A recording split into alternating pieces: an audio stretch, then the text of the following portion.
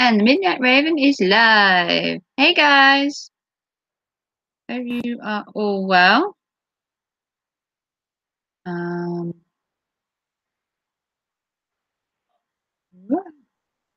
to sort my thing out.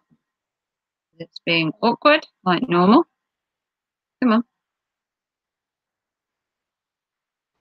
Aha. And voila. Hey Ava. Congrats. Well, thank you very much.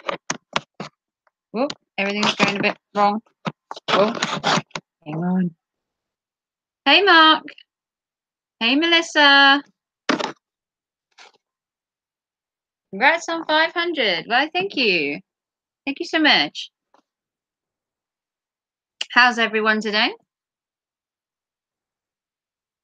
I'm a bit late. I was meant to have streamed maybe 5 o'clock.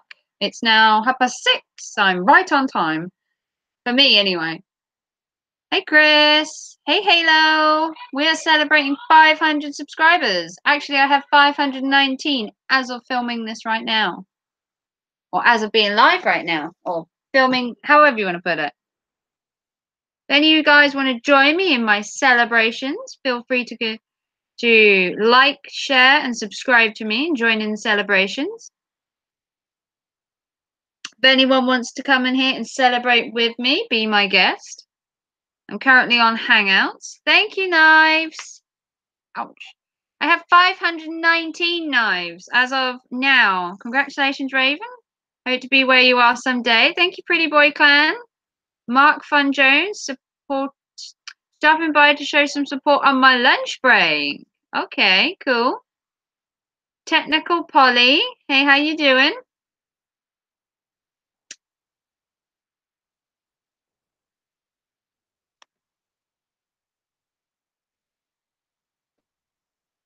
Well, thank you so much. Thank you for congratulating me.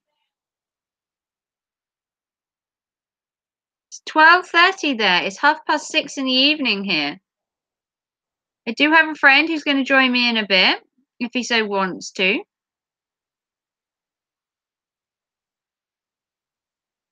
I've had a very busy week trying to get 500 subs by today's stream, and I managed it. I have 519, so we are celebrating. I have a cool accent, do I? I'm from the UK. I'm common UK. I can speak posh UK, but I am common UK. It's 10:30 there. Oh, you must be in Canada? I'm assuming you're in Canada over there, possibly? This is awesome. Hey, Violet. Hey, how you doing? If anything you want to know or discuss, do feel free to put it in the chat bar. Hey, Rant Jams. Thanks for coming by. Thanks for showing off my music as well. Or my covers, should I say. Hey, T.S. Woodhouse. Or Woodworking, sorry. Woodworking's in the house. Yeah, boy. Thanks, Ran.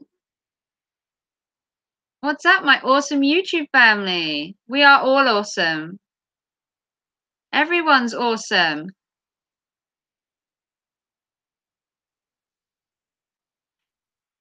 I am just going to do something, so bear with me.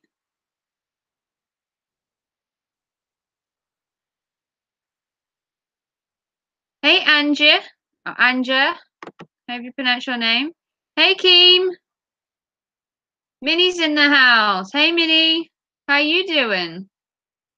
How you doing? Well, gonna put you down there for a minute. I can still see you. Congrats. Thank you, Kingslayer. Yeah, we've hit 519.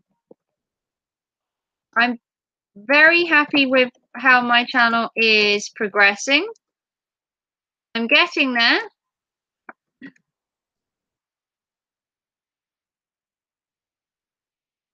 Thank you for being so supportive, all of you. You're all lovely, lovely people.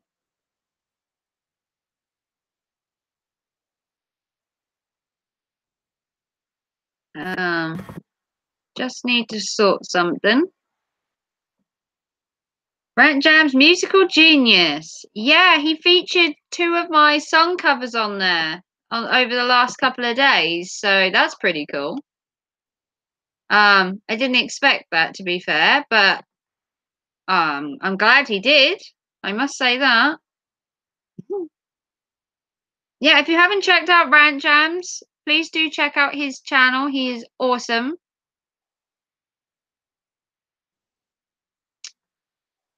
You definitely want to check out his channel if you haven't. I highly recommend him and his channel.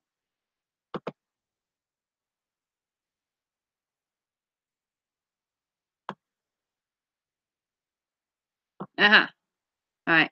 I'm just going to need to do something.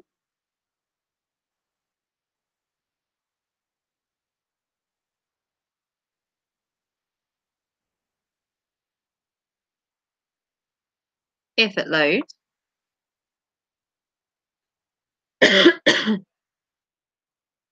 how's everyone else today? How's everybody else doing on their goals for their channels? Is everybody else having a good day?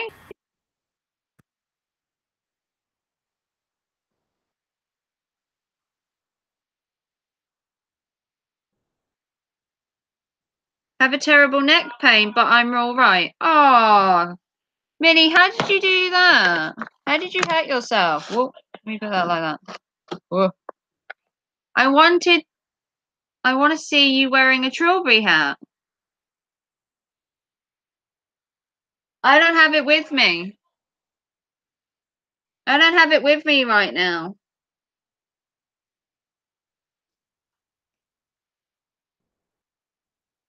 We're going to have my friend on in a bit so we can celebrate. I've been looking for music talent all day and, of course, spamming them. Of course you have, Ran. It wouldn't be an average day if you didn't get spammed by Rant Jams. Thanks for showing my covers, Rant Jams. That was awesome of you. I'm going to do some more as well because I kind of enjoy singing. Hey, Eagle VP, how you doing? I thought Rant Jams was streaming today. What is going on? I don't know. I haven't been on YouTube all day, to be fair.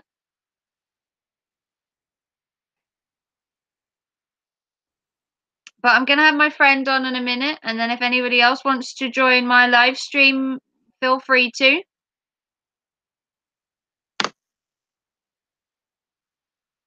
Hey, Slippery Fish, I think I missed you. But hey, thanks for coming in. I don't know what happened, just woke up and got neck pain. Oh, bless you. Now I can't turn my head. Oh. What's up? Hey, Phyllis Brown. Lots of people in here. I know. Where are they all coming from?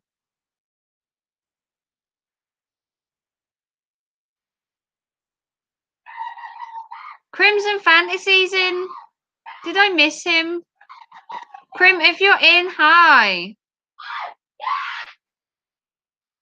Wow, so many good people.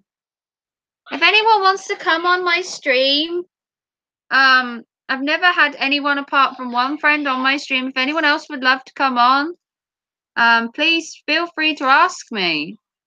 I'd love to have some more people on my Google Hangouts.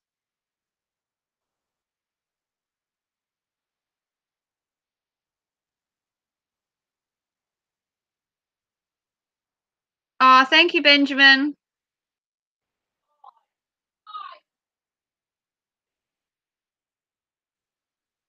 Does anyone want to come on my live stream? I'm kind of lonely. I've never had more than one person on my Google Hangouts, so I'd love somebody else to come on. I don't know how to do it, to be fair. I'd have to get my moderator to help me, who's actually very quiet. Is my moderator here?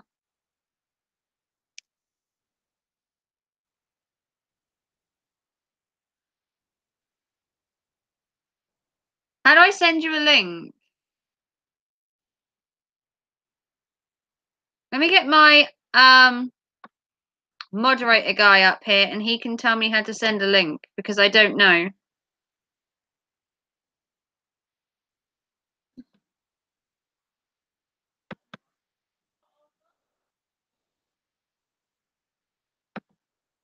Someone tell me how I get him on.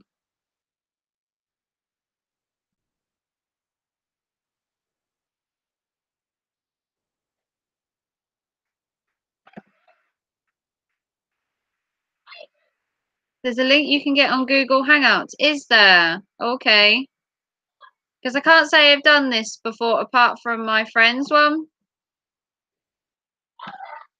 Let me get my friend on and he can help me.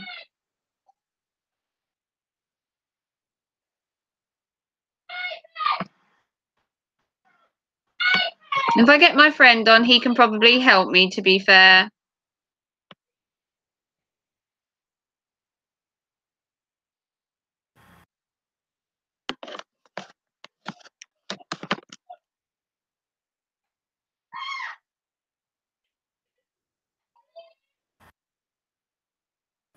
I have to send it to your Twitter. Hello. Oh, hi. How do I send him a link? There should be someone at the top that you press, and it looks like a person with a plus sign next to it. Yeah. Click on that to add people. And then how do I add them? What do I put? You have to send that link to them directly, and then they click on it and join. Just by what? Adding their name? No, you got to send that to them. They will click on the link and they'll join. Oh, this sucks. That link is their invitation to join, so they don't need to be added to your friends list or anything.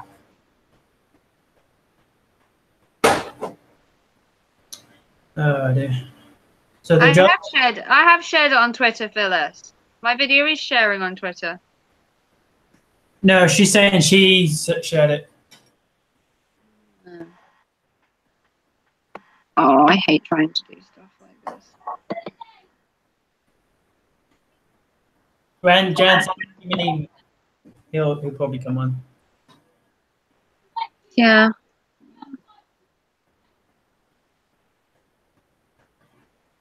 Oh dear. So the reason Rand, are you friends with me on Twitter?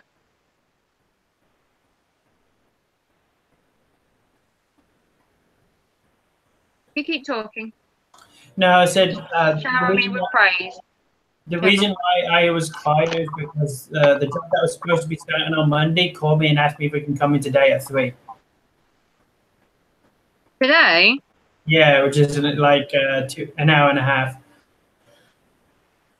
Oh, okay. Fair enough. I was kind of tempted to say no, to be honest, but the job's a job. Oh. He's asking, Rand Jansen says, what's your Twitter? I know, I'm trying to. I'm trying to find him. My life is sucking right now. Scott, that's him. Got it. I'm gonna follow you, Rant. I'm gonna stalk you. I'm gonna stalk you now, Rant, and follow you.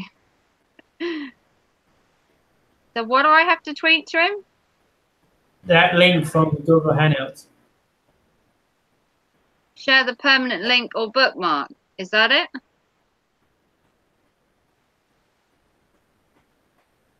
Oh, I've got to put his thing in it. Where is it? Come on. Oh, come on. I don't know. I'm struggling. How's everyone else?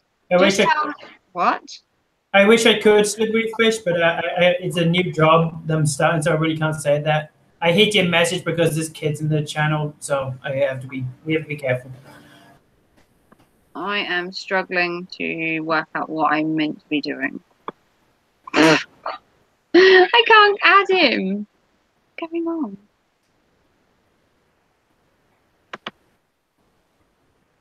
I don't get it. I told you this was a bad idea. My life is terrible. Oh my god, I have that chair. It broke 6 months. Which chair? Whose chair broke? Are you talking about Chris's chair? A lot of people seem to have chairs that look like that. Yeah.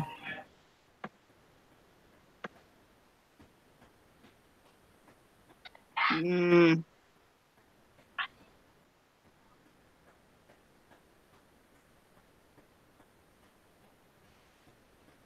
Love it. I was trying to see if it would allow me to send the link out, but it doesn't. Yeah, I don't know exactly what I'm doing, guys. You have to bear with me. If I can figure it out, Ran, oh my god. Got more chance of putting a bullet in my head. That would be easier. Yeah. Yeah, Mike, I made this chair myself. That's why it's only lasting for so long. Yeah. Chairs never last long anyway, especially in a gamer. Because all you do is sit in it, so it's going to wear out as a gamer. Come on.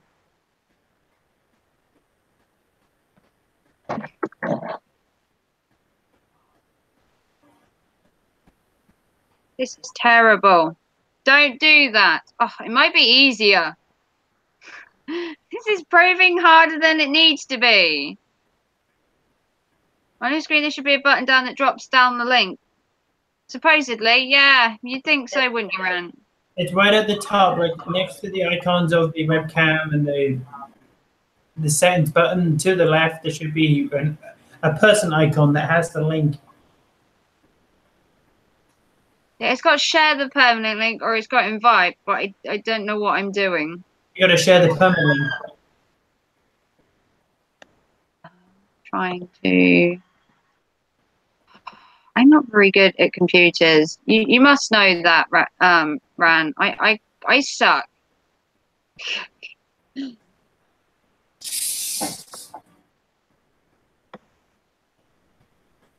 Right. Go to your Twitter, Ran, and see if I've sent you something. And pray, everybody else. Everyone else can pray with me. Put your hands together and pray.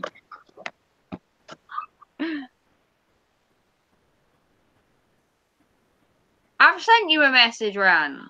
Yeah, the chat's delayed by a minute. Ran, I've sent you something. Could be a link. Could be a bomb. Who knows? Thank you, Beauty in the Borough. Yeah, Midnight Raven has hit 500. I'm actually on 519, but let's not boast. Modesty is the key. Being modest about it. Rant Jams is joining the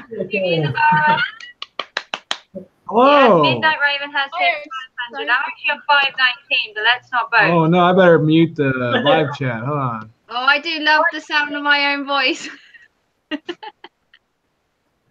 Working. Yes. Oh my god, Rant is on my stream. I'm using my laptop webcam. It's so awesome. I'm like purple. Oh my god, people in there. My 500 stream now has Rant Jams in it. I'm so lucky. I still want to know how he keeps his hat so still when he dances around like that. It's a mystery. If I dance around like that, it flies off my head. Oh yeah. I promote Rant Jams so much. I do. I literally promote him in every stream I go in. It's like harassment. I basically harass his channel. No word of a lie. People mention Rants everywhere though. Literally every stream I go in. Oh yeah, that's true. Oh, like my sweatpants are like purple, but they're like black in real life. I got like Slippery Fish's camera going on. This is so cool. How come Rat Jam has your hat? You're obsessed with my hat, Benjamin. I don't have it with me. It's in the other room. Oh, This is the hat I use while I sing on Small. I have to look different. Rance has a different hat. I have to look different when I sing compared to when I do other things. I've got to have some part of me that's different. Since everyone else is wearing Oh, now you're mocking me like Pixie did. No. They were like, "Oh, we have to wear hats like Raven because we can't live stream without them." And then all 5 of them decided to mock me and put various stupid hats on all night long. I'm not mocking you. It's just that I felt odd thinking all about a hat. Oh, this is so cool. How's the volume? Is the volume fine? It's fine Yeah. for me. Okay. So I'm not using my webcam thing I normally use. I'm just using the laptop crap right now. I'm starstruck. I go into everyone's stream, even people that I've never gone into before, and they always talk about him and his music channels. Oh, well, I've been invited to go on people's channels. I've had loads of invites, but I've never actually plucked up the courage to go on theirs yet. Yeah. I'm getting exposed. Yeah, makes a change. What? Rant Jams is on my. Is there anything you want to ask me now that you've got me on the Google Hangout stream? Oh, oh my God. I just raised the ball. Thank you, sweetie. What made you do your channel? Oh, I can tell you the story if you want to know. Yeah, go ahead. My stepson, I couldn't communicate with him because I didn't have a YouTube channel. He stopped listening to what I had to say. And he was obsessed with PC gaming and game streaming and all this stuff. So I decided to do a channel making fun of PC gaming, game streaming, and modern culture. And all the songs were based off the conversations we had. And I kind of built it up from there. It was a lot of fun. Yeah, you seem to enjoy your live streams and the whole YouTube, exposing people's talent. Yeah. Oh, also, like, I didn't actually start writing songs until about December of last year. So this is kind of a new thing for me. So, I started writing songs that started coming through, and I'm having a great time writing music, and it's a lot of fun. Yeah, everyone talks about your live streams and that. Everywhere I go, people are talking about Rant Jams. Yeah, I'm actually coming around to a lot of this stuff. Like, there's a lot of stuff that I wasn't particularly that keen about, and then now I'm starting to learn how it actually works and everything, and I'm actually coming around to enjoying stuff like gaming streams and memes and all this stuff, But like, it's taken me a while. It's actually working for me a little bit, so I got to show love, Do you never actually done radio shows before, like radio DJs? No. I was on YouTube when it first came out because my impression was that YouTube was like a place where people were going to share like content that they created. Yeah. And that was thrown out the window about 5 or 6 years ago. People just stopped making stuff and they just started whatever. And then when I came back to it, for the reasons I told you, I realized I was here to stay. So while I'm here, why not go back to that vision to where people actually create and share and network content, That's kind of what I'm going for. If you want to know my goal is I want to bring YouTube back to a place where people are really sharing creations and art, instead of whatever most of YouTube is now. Yes. Drama.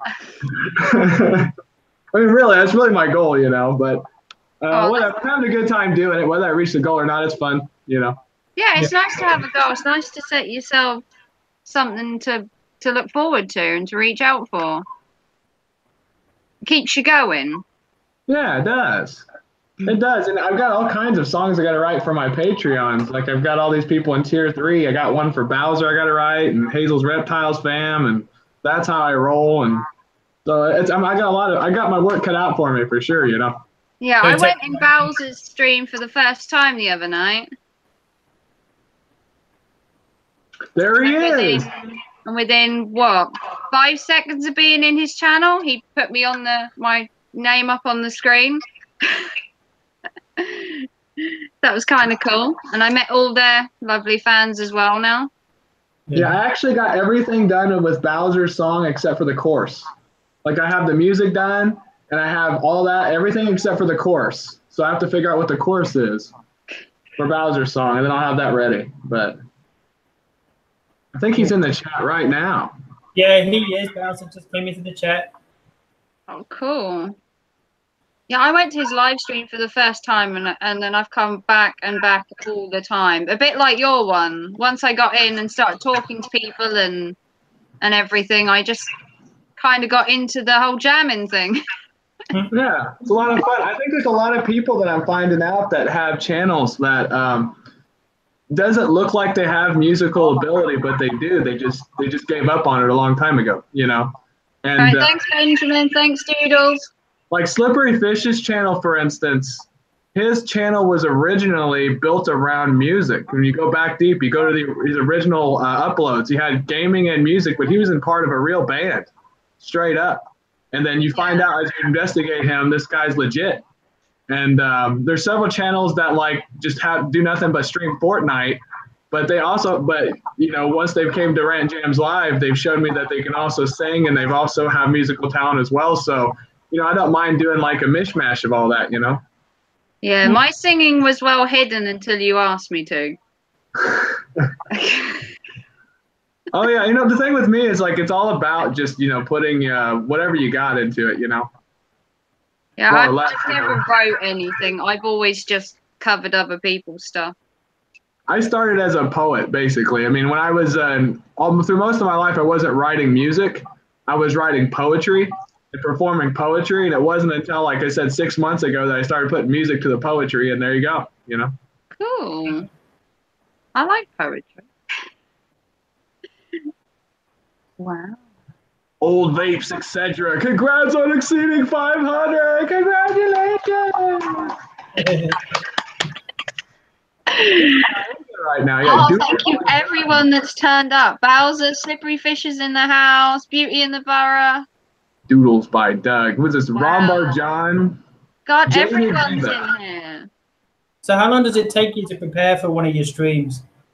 Well, I don't really prepare for my streams.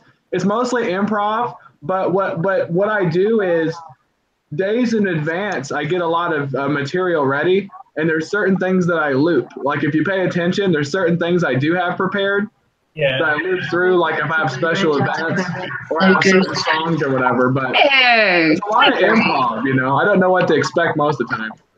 Yeah. Oh, Teeny, be careful. Hi, Mom. Hi.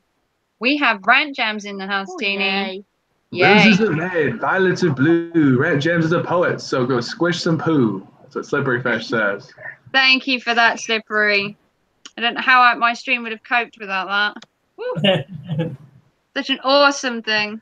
I'll have the headset. You like You know, would it help if I like tweeted or something that I'm on your live stream? You think that would help? How long are you going to be on here? I'm usually on for a couple of hours. Yeah. Let me see. As long as people want me to be here, generally. Let's see. Let's see if we can get more people up in this stream. Yeah.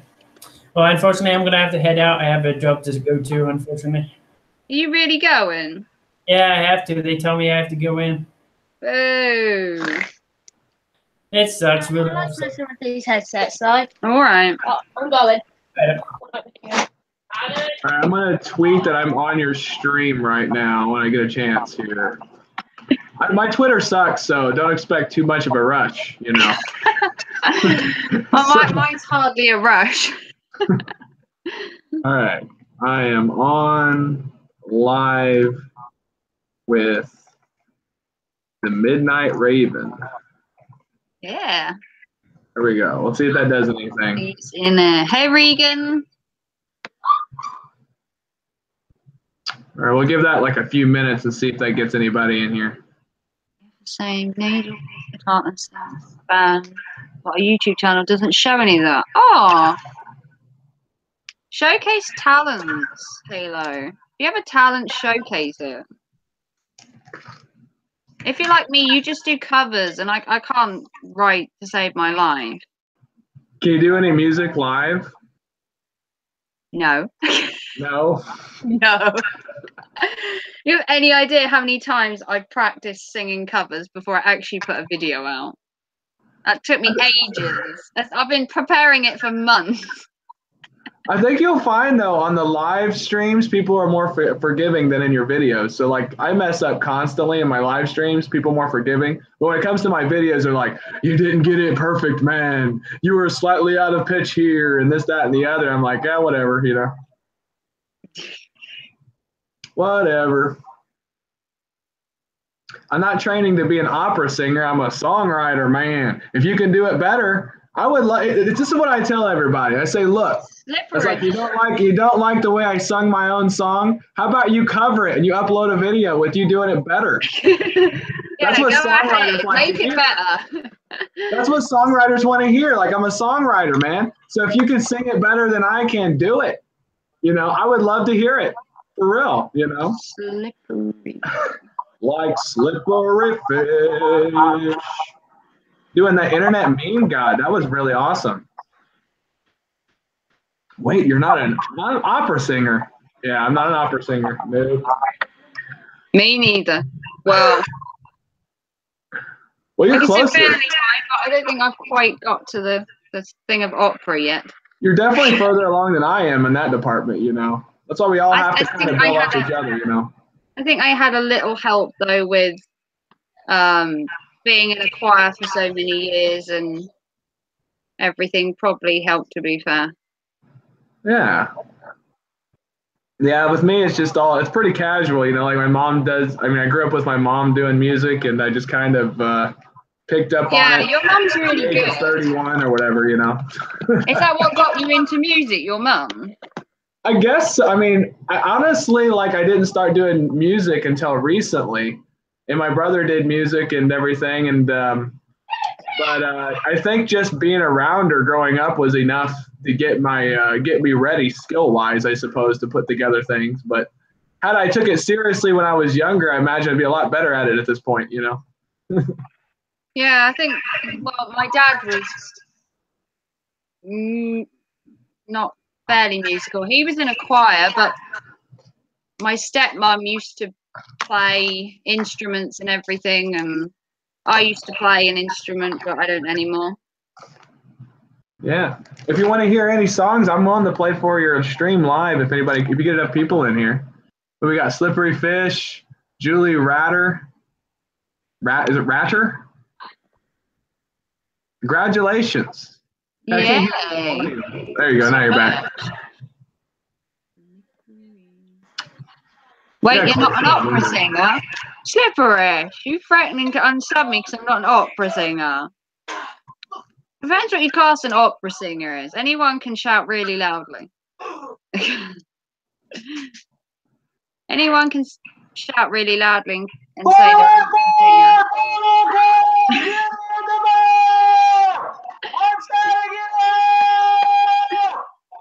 See? Opera singer. Oh.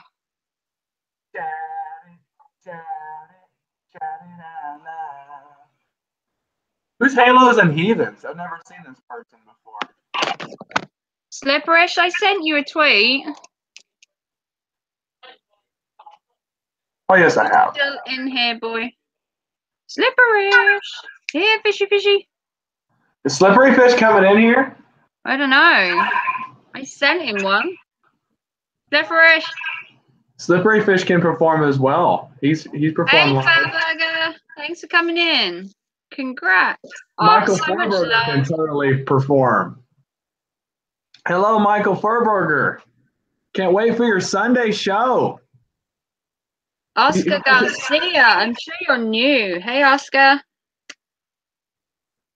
Slipperish, where are you? I've sent you one.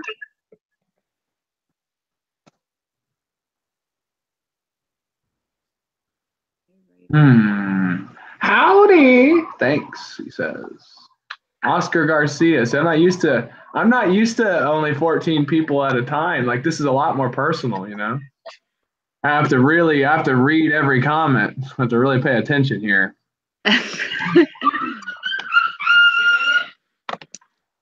What's going on in the background there?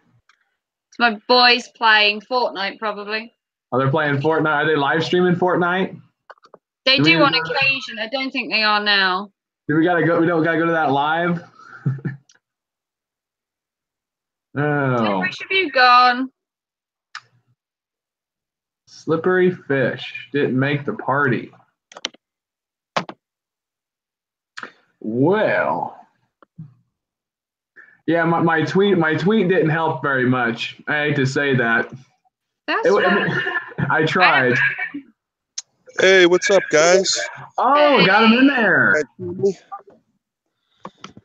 Yeah. So we can get to the nitty gritty. Are you really quitting music? What's going on with that? Get the inside scoop. Slippery fish exposed. Slippery fish exposed. My channel is just a like a Def Poetry Jam channel now. Oh. No, I quit. You quit? I don't think anyone truly ever quits YouTube. I mean, every note has been played already. You know what I mean? Every song has been sung. So all I'm doing is just wasting everybody's time with my bullshit. Well, you can do a cover of all those songs, though. You got a universe of cover songs to do on your channel. That's all I ever do is covers. I'm just being goofy. I didn't quit music. But yeah, what's going on with you guys? I wanted to just kind of come on and say hi. Well, I figured this was a good chance for me to be all purple, because my camera is all jacked up, kind of like your laptop camera. And this is actually black and gray, but it's like purple in the camera, which is crazy. This is straight a black pants. He's literally rocking mauve right now. Yeah, I don't know why that happens. Bizarre, isn't it? He's just wearing full-on lavender from the look of it over here. You kind of look like Jigglypuff. You remember Jigglypuff? Jigglypuff, yeah. You look a bit like Barney. Oh. Barney. You know what we could do? Oh, yeah, there's too much delay for us to do like collaboration on here. That's right. I remember there's like a half-second delay between the sound or something. Jeff? Hey, how does Oh, that's a lovely name, Viola. Does Discord have video call? Does Discord have video calling? I think it does because I just signed up for Discord. I don't know anything about it, but it said something about choosing what webcam I need to have, and I chose my webcam, so I imagine it has to have something with video. I wonder how much delay there is on Discord. And we could try that sometime, for sure. Because at the 420 thing, I was trying to jam with people, but it was just like, everybody was getting annoyed with me because it didn't work out. But and maybe Discord or Skype has got less delay. I don't know. I mean, theoretically, I could run anything through OBS if I knew what I was doing. Yeah. Oh, I've looked at OBS, but I don't really know how to use it. Yeah, I haven't figured out the latest glitches though. Like it has crashed on me like a week or so ago. It was crashing over and over again, and I couldn't figure out what it was because before I knew exactly what caused it to crash, and I would tell everybody, "It's like it's gonna crash," and then it would crash because I knew exactly what it was. Now it's just like no reason whatsoever it goes down. I think it might be YouTube then. I'm wondering if it's YouTube crap. You've just got too many people on your channel at once. That's what it is, Ran. Too many fans. And it's crashing your stream. Subscribe to the Midnight Raven. Do it now. Like and comment on every video.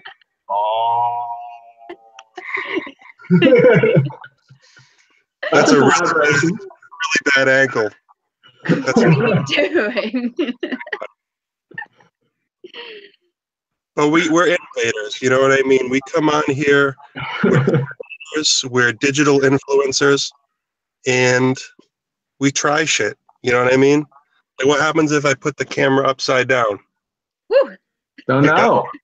Oh, yes, you're right, Slippery Fish. I'm in a unique spot, too. I can do some stupid shit. Let's find out. Yeah, just fucking, I mean, look at how Look at how weird I look now.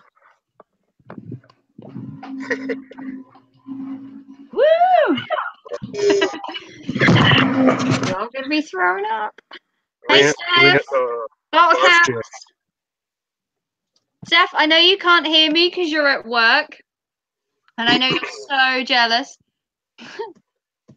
Hey, go. He should have just quit. He should have quit on the spot. Send him the YouTube link. But you're in the UK, right? Yeah, I am. That's cool. That's cool. I love since I started like doing streaming and stuff, I really get a kick out of talking with people from all over the world. You know, I talk to people in the UK, I talk to people in the Philippines, I talk to people in Australia. I mean, it's crazy. Yeah, I've really enjoyed. Well, obviously the time difference with me, I try and catch streams and talk to people and that, because obviously there's a time difference with me. Yeah. Which causes some problems with people streaming and that, because some of the people I really love to see stream, for me it ends up being like 1-2 a.m. here. Kind of annoying. Yeah, it can be weird, you know. You'll be streaming and someone will come in and say, well, I gotta go to bed, it's 2 a.m, you know. Yeah, I stream on a Sunday morning and people are like, it's 5 a.m. here, and I was like, well, it's only lunchtime here, you know. Yeah. It's like, what are you still doing up? Or I stream in the afternoon. It's like, I've already been up 8 hours. Yep. So where are you from? So I'm on the East Coast. Gas. Whoa. Silent but deadly there. Jam's hot on the scene. I should like live stream me jogging and stuff. Only got 10 miles to go, man. We'll do this. I guess I'd have to have like really, really good internet, like mobile though, or something. Hey, Kirsty. Oh God, I'm in marathon. Yeah, I All hit 500. Aren't I so great, Kirsty? My old house. How you doing, best friend in thread? Hey, hold on, I better mute I'm this. Beauty in the Bar. All right, we're good. Check out that camera, man. So Rant Jam, Here. Yep.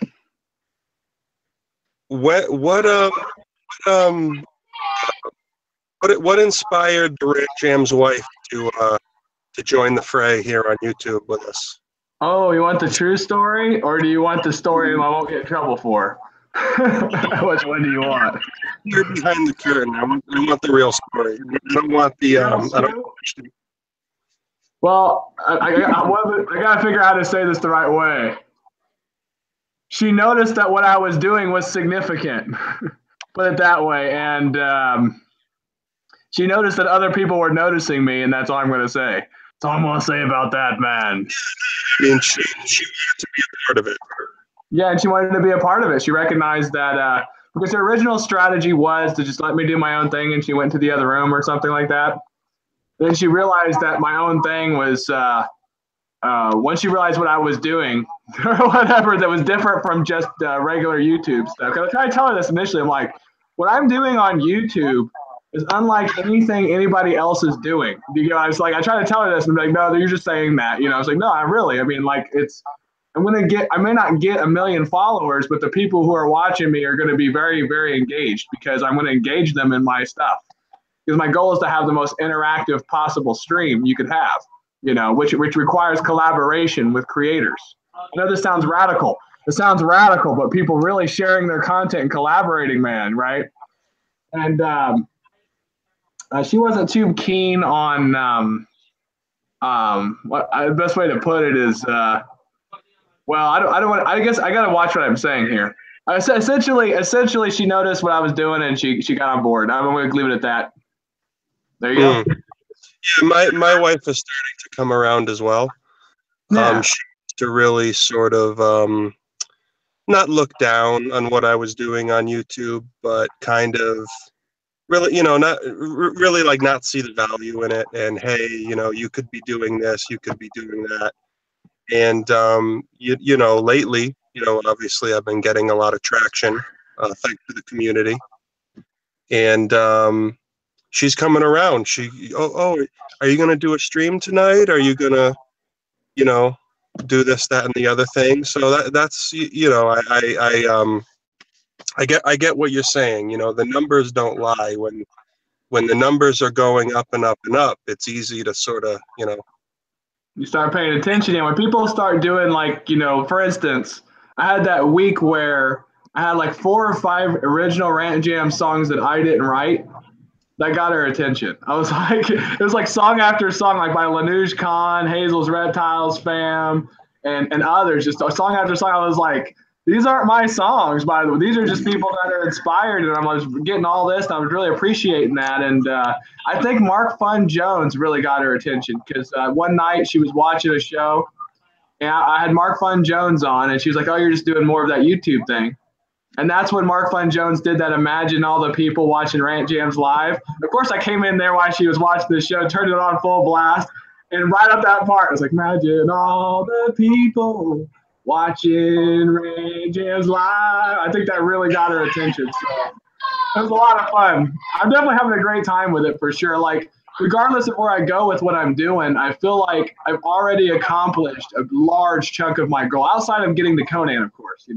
Conan is really what it's all about, just letting you know it's all about Conan. But I'm really having a great time, and that's the main thing, Why Conan and not Jimmy Kimmel or Jimmy Fallon, somebody like that? Why Conan? Are you a big Conan? Well, the story with the Conan is that I had this, because we had this long conversation, like you were talking about, like your family and friends may not support you on YouTube or whatever. And I had my stepdad was talking about, how I was going to make it to Conan randomly. And I was laughing about it because I didn't really thought of it. That was the last person I would think about, is Conan. And then later on that day, I was having a conversation with other people living here in this house. They were saying, there's no way you're going to make it to Conan, right? So I thought about that, and I woke up the next morning. I'm like, screw it. It's like, I'm just going to go directly for it. Conan or bust. Conan or bust, man. So that's what we're going for. If I'm reaching for Conan, and I feel like he's never going to be off air, man. How long has this guy been on TV, by the way? Conan? He's been on TV for years, and unless he just stops, unless Conan just gives up, I'll eventually get there, right? Either that or I'll get 4,000 subscribers. I had a friend of mine say, it's possible that if you get 4,000 subscribers, you get an automatic invite to Conan anyway. I'm going to go with that. You should watch the interview that Conan did with PewDiePie. Oh, for inspiration. Did you see that? I haven't seen that. It's an interesting interview. Yeah, check it out. It's interesting. Conan clearly, at the time, this was several years ago, but he was clearly not familiar with the YouTube world. But now, Conan's on YouTube. He has a YouTube series that's actually really popular. So, that's awesome. Yeah. And he films in Burbank, California. So, Yeah, I know that Jimmy Kimmel's interesting because he had that whole series about people watching people play video games. And I thought that was hilarious at the time, But I haven't really kept up with Conan. That's the funny part. I haven't actually kept up with him, so I need to catch up with what he's doing, so that way I'm ready for Conan. You know what I'm saying? AMC or what he's on. An AMC or TNT. Yeah. What about hosting Saturday Night Live? Would you consider doing that? And I'm talking to you when I asked that question. Could, because I think I live near Chicago. I think they have some kind of comedy thing. I could probably do like an open mic night or something over there. And then maybe I'll be able to get some attention from the big wigs or something, you know? But like I said, I think I need some musicians to back me up because my guitar playing skills is very amateur. You know what I'm saying? Like I have the songs, but I don't have like the licks to go with them, you know? I need the jams. I need those jams to go with the ranting. Well, I don't know. How long have you been playing guitar? Well, realistically speaking, I trained about 3 months and then I was driving everybody in the house crazy. And then I took about a year break and then I trained for 6 months and that's it. So more or less, if you combine all the time I played guitar, it's under a year. But there are certain obstacles. You're just getting creative, dude. Like bar chords are an obstacle for me. Like, you know what I'm talking about where you got to bar your finger, you got to roll it over. Like I have a hard time with that. So I just find ways to cheat that. And I just use capos and I use BS chords that aren't quite right. You know, like I find ways around things musically, you know, but you know what you just told me a lot. Okay. What you just told me was that you're all potential. You just started, you know, so avoid the cheats. Don't cheat the chords. Just play through the pain, you know, just feel the pain, stop, heal overnight. And then the next day you go, oh, my fingers don't hurt as bad. Oh, this is, you know what I mean?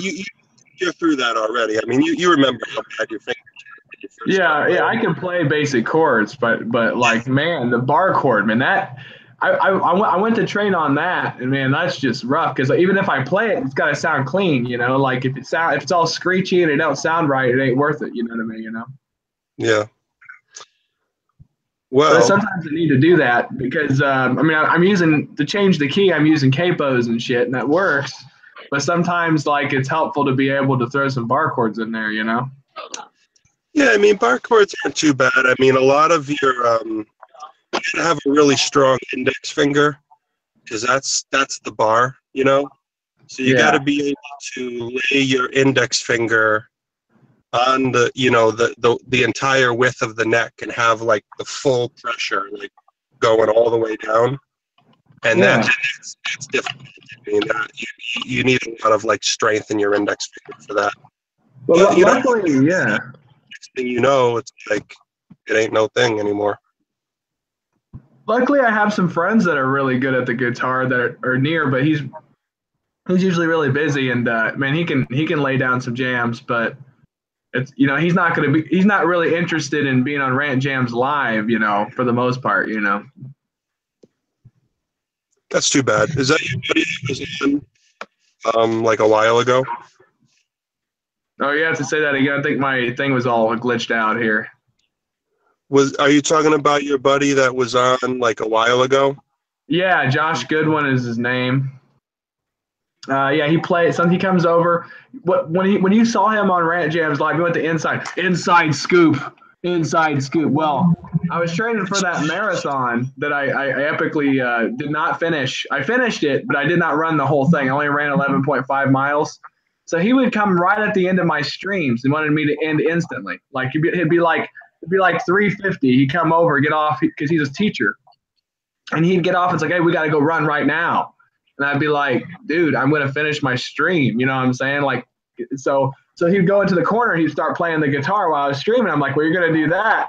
You're going to be on my live stream playing live. And that's what I did. As soon as he started playing the guitar, I'd be like, hey, we got a new musical guest.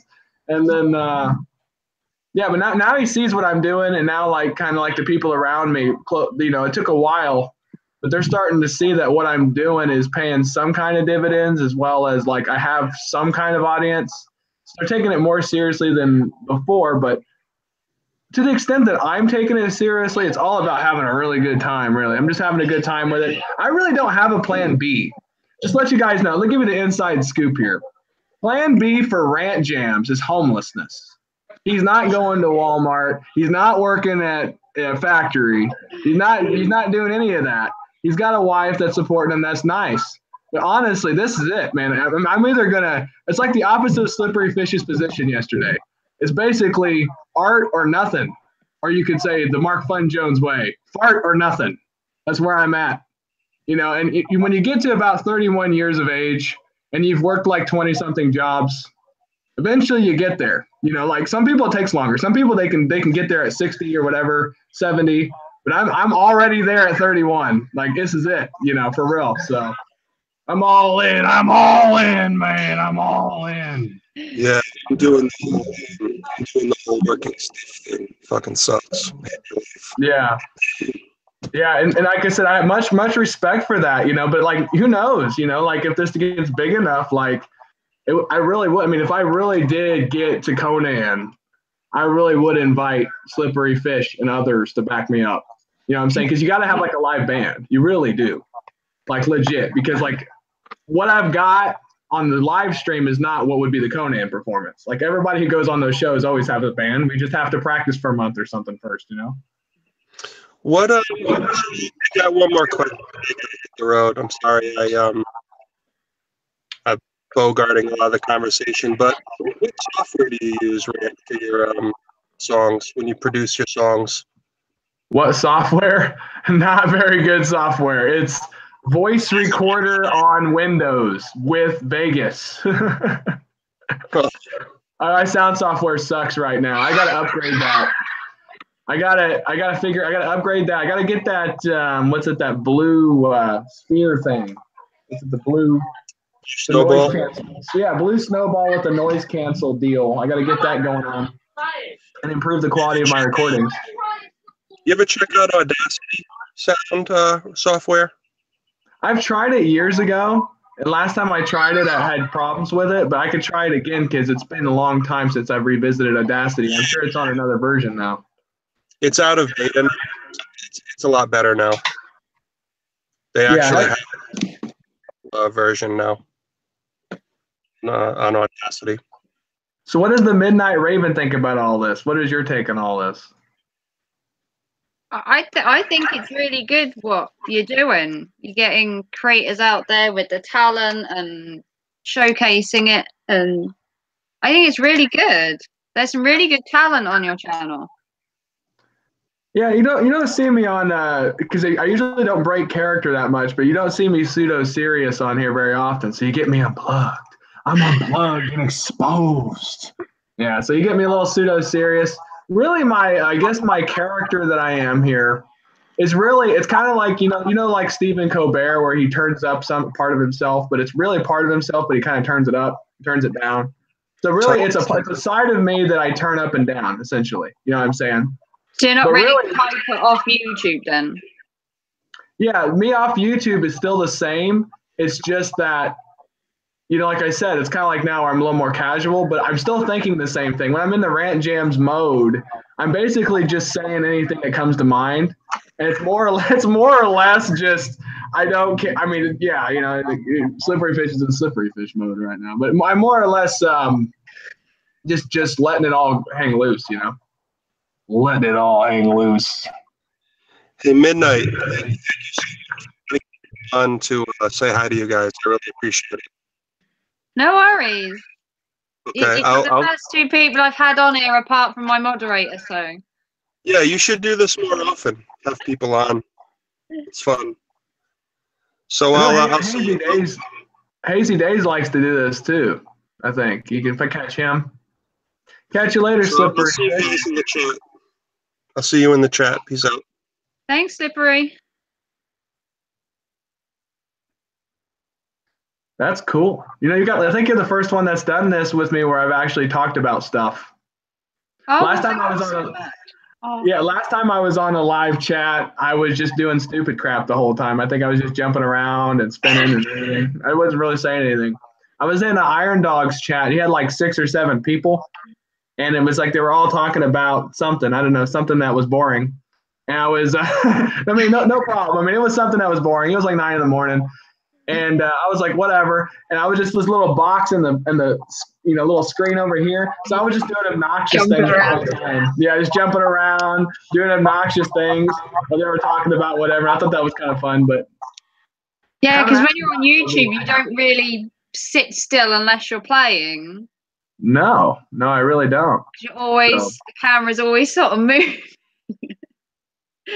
Get a little bit of motion sickness after like 2 hours. Oh yeah, definitely. Yeah, my tweet really didn't help. I sent the tweet out. I don't think anybody's seen that. I don't think a lot of people check their Twitters and stuff. But yeah, I don't think anybody came from the Twitter. But Hey, whatever. Hey, Snowy. Hello, Snowy. Can't wait for the 5K. Well, I'm glad I got to 500 Steph. That took me a while, to be fair. Oh yeah, I mean, half the battle is, so you have the idea that it would get to as many subscribers as possible, right? You got that, and then you got, do you have content that people want to watch and are going to actively watch? That's a challenge too. And then the third challenge is, how do you draw people in that don't know you? Because if you haven't noticed, when you post something on YouTube, it's damn near invisible, right? It really is. Like outside of like our network, when I post a video, it's very rarely when somebody on the outside says, hey, this is the first time I've ever heard of this, right? It's usually people that I know. And I noticed that when I was posting videos, despite the fact that the videos I was posting was essentially unlike anything else that's on YouTube, because I checked first. I always search. I was like, does anybody have cell phone love songs on YouTube? Answer, no. Okay, I post one, and it's still invisible. And I'm like, okay. So like what it comes down to is that these algorithms or whatever are essentially making our content invisible. And the only way to become visible is to build like a grassroots network of talent and creators. More than just a hashtag I am a creator, like legitly doing everything we can to improve the quality of our content and collaborating like mad is the only way to make enough noise. Because as of right now, they're just jamming the PewDiePies and the Markipliers down our throats. You get what I'm saying? Yeah. I was actually told about your channel from talking to someone in one of my live streams saying that I had an interest in music and I liked it. And they said, oh, have you heard about Ranjams? And I said, well, no, who's he? And they're like, oh, well, he has a channel. He has original content on there of his own. And he's showcasing all these really cool small guys that necessarily wouldn't get any exposure. And then I came over and I heard Hazy Days on the first day I was in there and God the Good One and all that. And I was like, oh, this is awesome. And I've come back near enough every stream. And really, if it wasn't for like the Green Bay Wackies and the Lunatic Dad, see, like when I came on this, through that bubble, you know, I ran into Lunatic Dad and Green Bay Wacky and these people too. And they had already built up a network for me to jump into because there was already a support network going on. And I spent a lot of time before I got to them. I spent a lot of time looking for musical people and looking for that. And I tell you, like for every like 20 people that I spam, I might get one hit, you know, where somebody will show up on one occasion. But a lot of people just don't. I mean, there's musicians that might have like 5 or 10 subscribers. It might be absolutely fantastic, but I'll send a message, hey, I want to play your music on my live stream, you know, and I think they think I'm a troll or something, or they don't realize what I'm offering. I think a lot of people on YouTube don't even know about live streaming, like straight up, you know, they don't think that it is. So like this is sort of a new thing. I don't know how new it is, but a lot of people just aren't aware. Yeah, I've only been live streaming maybe the last 2 months, and I've been on YouTube about 18 months now. And I was always skeptical. Someone mentioned, why don't you live stream? That'll help your channel. And I was like, I'm in an hour and about it for a good 6 months before I actually did my first live stream. Yeah. So like this is new for me, and it seems to be a cool thing. I think as long as, you know, we keep it interesting. Because here's another thing that I want to point out. Like, I mean, I'm gonna go ahead and might as well get to ranting on since I'm not getting any jamming on. We'll get some ranting. We'll do some ranting, man. Yeah. I figure this, right? How many thousands of people out there are just streaming live streams right now, right? In which they're doing basically what we're doing. We're just chatting, right? Yeah. Or they're doing laundry or they're doing dishes or whatever it is that they're doing, right? So eventually what you have to do is you have to differentiate yourself. That means you have to do something different from what other people are doing, right, in order to ascend. In other words, what's going to make Midnight Ravens channel, where when they go on your channel, they're going to see your channel and go, this is different from if I went on Linda's House of Chill, or if I went on, where are some of these other ones? When I say other ones, I mean like they're all fantastic. I'm not saying they're all fantastic, but you know what I'm saying? All of the live streaming channels. So eventually you have to kind of think to yourself, how am I going to stand out from everybody else, right? When I say, in other words, not necessarily go out of your way, but being yourself to the fullest of your own potential, right? You see what I'm saying? And that's how I look at it. I'm like, well, what can I do with my live stream? When I first started doing the live stream, I mean, I was just practicing music, you know, but I thought to myself, I'm like, you know, really, what's the point of watching what I'm doing if it is exactly like everybody else's stream? Do you get what I'm saying? Like there is almost no point. Yeah, yeah. Like, People do say that your stream is kind of, you know, it's hyper, it's upbeat, and you know, every stream can be different. But I'm picking up good vibes from the Midnight Ravens streams, and I feel like there's some potential here because it does feel different from some of the other streams. There's something that is real going on with the conversations, and I feel like, and that's why I pop in and out, just kind of paying attention to see how your channel is evolving as well, because that's how I get better. I get better by watching and learning everybody else, and then I integrate what I think is really awesome into Rant Jams Live, and then hopefully the people coming in continue to contribute, and then I learn from them and vice versa, and we all get better. You know, it's all about getting better, because ultimately, let's say you woke up tomorrow and you had 1 million subscribers, right? You had 1 million subscribers and they went to your channel, you know, would they stay active? You get what I'm saying? Yeah, I quite like my little sort of group I have at the minute. Yeah, I mean, let's say I've grown a bit too, I wouldn't say a bit too quickly, but I went from having 60 subs about 8 weeks ago, and now I've got 500. So yeah, I think that's reasonable. Grown quite steadily for my liking, sort of thing. This is kind of the quickness I like. Yeah, I think that's a decent pace. It's just that's part of the thought I'm having is, you know, more or less, and this is for everybody who's all watching. For all, let me get the live stream up. Let's see. There it is. For all 10 people watching, man, if you were on Conan tomorrow, right, do you have something to show him? Do you see what I'm saying? Like, what kind of performance, what kind of talent, what kind of art would you share with everybody? That's something to think about, because ultimately the number of subscribers that you have is not going to matter as much as the quality of your content. I mean, in the end, right? At the end of the day. So we all have to continue to get better, and we all have to continue to collaborate in order to get better. I mean, that's just something to think about. I mean, just a thought, right? Even right now, like I was telling you, if I was on Conan tomorrow, I would still have to draft people. I'd be like, man, I'm not particular. I mean, I'd have to bring in Slippery Fish. I'd have to bring in the other musicians. And that's something to think about, is that it just depends on your YouTube goals. I mean, let's not get into it. If your YouTube goal is to have a great time, which is my main YouTube goal, right? You know what I'm saying? To have a great time and collaborate and build a community, right? That's like my main goal. Right, then that's fine, you know, to do that.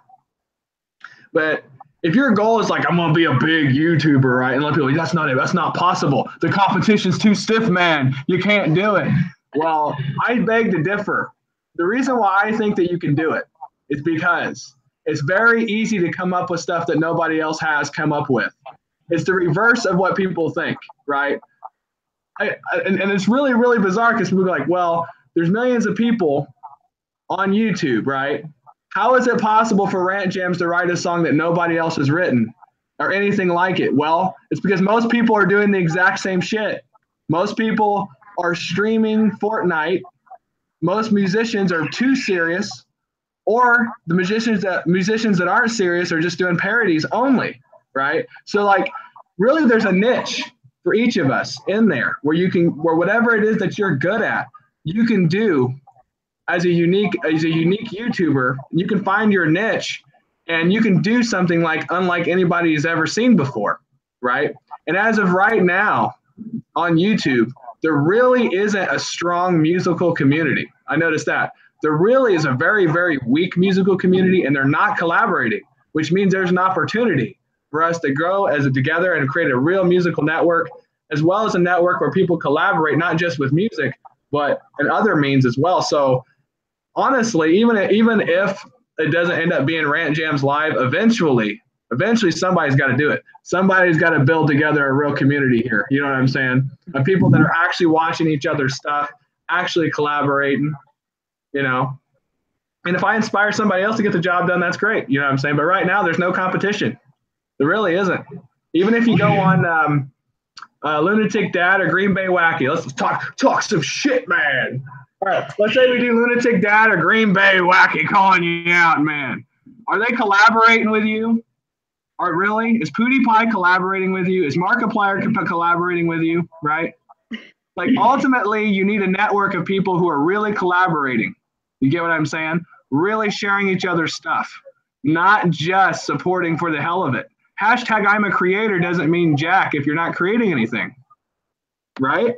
Yeah, you got to put yourself out there. There you go. That's all a rant. That's all the rant. I'm gonna leave it at that before I get in trouble. Hey, Lost Girl. Oh. Yeah, I like to collaborate with the Lowe's girl. I like to collaborate with Slippery Fish. When I go through my stream, I say that all the time. I just say it from time to time. It's like, I'm going to collaborate with the Midnight Raven. I'm going to collaborate with Pretty Boy Clan. I'm going to collaborate because I will collaborate. And I feel like I really want to ascend with I want us all to work together to do it because that's unlike anything YouTube has ever seen. And it's only worth it to Rant Jams if we do something like unlike anything YouTube's ever seen before. That's just my style. That's always been my style before I did this channel. You know, whenever I do something creative, I always try to do something unlike the world's ever seen before, and that's my goal. You know, my goal. Yeah, I really like your channel's like enthusiasm and the energy you bring to a live stream. You know, you really get everyone kind of pumped and really wanting to know, you know, who you are and who these other people are, and you really have a drive for them. So what are some of your goals on here? Like I know we kind of got the inside scoop. You exposed me. Oh! And all 10 people got to see it. Well, I want to tell you, I want to hear about what are your goals on YouTube? What can Rant Jams do for you? So I really do want to collaborate. Pretty small, I suppose, to be fair. I never really had a goal when I started YouTube at all. I was just bored and I just thought, you know, I'll just make a channel. And then it hasn't really got a niche or anything. I just live stream but I seem to have a good community. They're always talking and they're always interested in what I'm up to and they're always tweeting at me. So it's kind of like a mini community where I'm just kind of socializing more than anything. Yeah. Yeah, I find that meeting people and like where I live, you know, it's hard for me to meet people who are interested in like some of the things that I'm interested in, for sure. You know, because I kind of where like I guess in Indiana where I live, you know, the music's kind of dried up. You know, used to be able to go. There used to be places where I could go play, do open mic night stuff around where I live, but I really can't. I know people go, hey, you should go to Atlanta or you should go to whatever, but I'm not really right now going to do that. And I feel like if it's possible to collaborate with people through the internet, that sounds like such a great thing. Building a community through the internet isn't possible because I went like the last few years assuming that the internet was the opposite of that it was antisocial. But then one day I turned the light on. I was like, what if it could be something bigger? What if you could use the internet to create a real community, not a fake one? You know what I'm saying? Where people legitimately are together collaborating. And when I had that thought, you know, not too long ago, I went all in because I want to see, because I'm all in. Like, what does that mean when I say I'm all in? What that means is, what that essentially means is, if you cannot build a real community online, right? If you cannot do real collaborations with other people online, I don't want any part of it. I'm really in all. I told this to my friends and family. I'm like, this is it. Like either we're going to have a real community, we're going to do real collaboration, and we're really going to make something good of all this technology or whatever. Rant Jams is going unplugged, man. So that's the thing. Going all in has its advantages because that puts me in a position to where I'm forced to deliver on my promises, to myself, because I got to be 100% satisfied at the end of the day that it could it have happened? Could there be a real community? Could there really be a collaboration on these kinds of networks, unlike anything's ever seen? Until I'm satisfied with that answer, I'm going to keep going. You know what I'm saying? I'm going to go and go and go until I'm satisfied with that. Welcome, Faith of the Fallen. Welcome, Lowe's Girl. Yeah, I'm ignoring the live chat too. I am messaging in it. I'm trying to do both.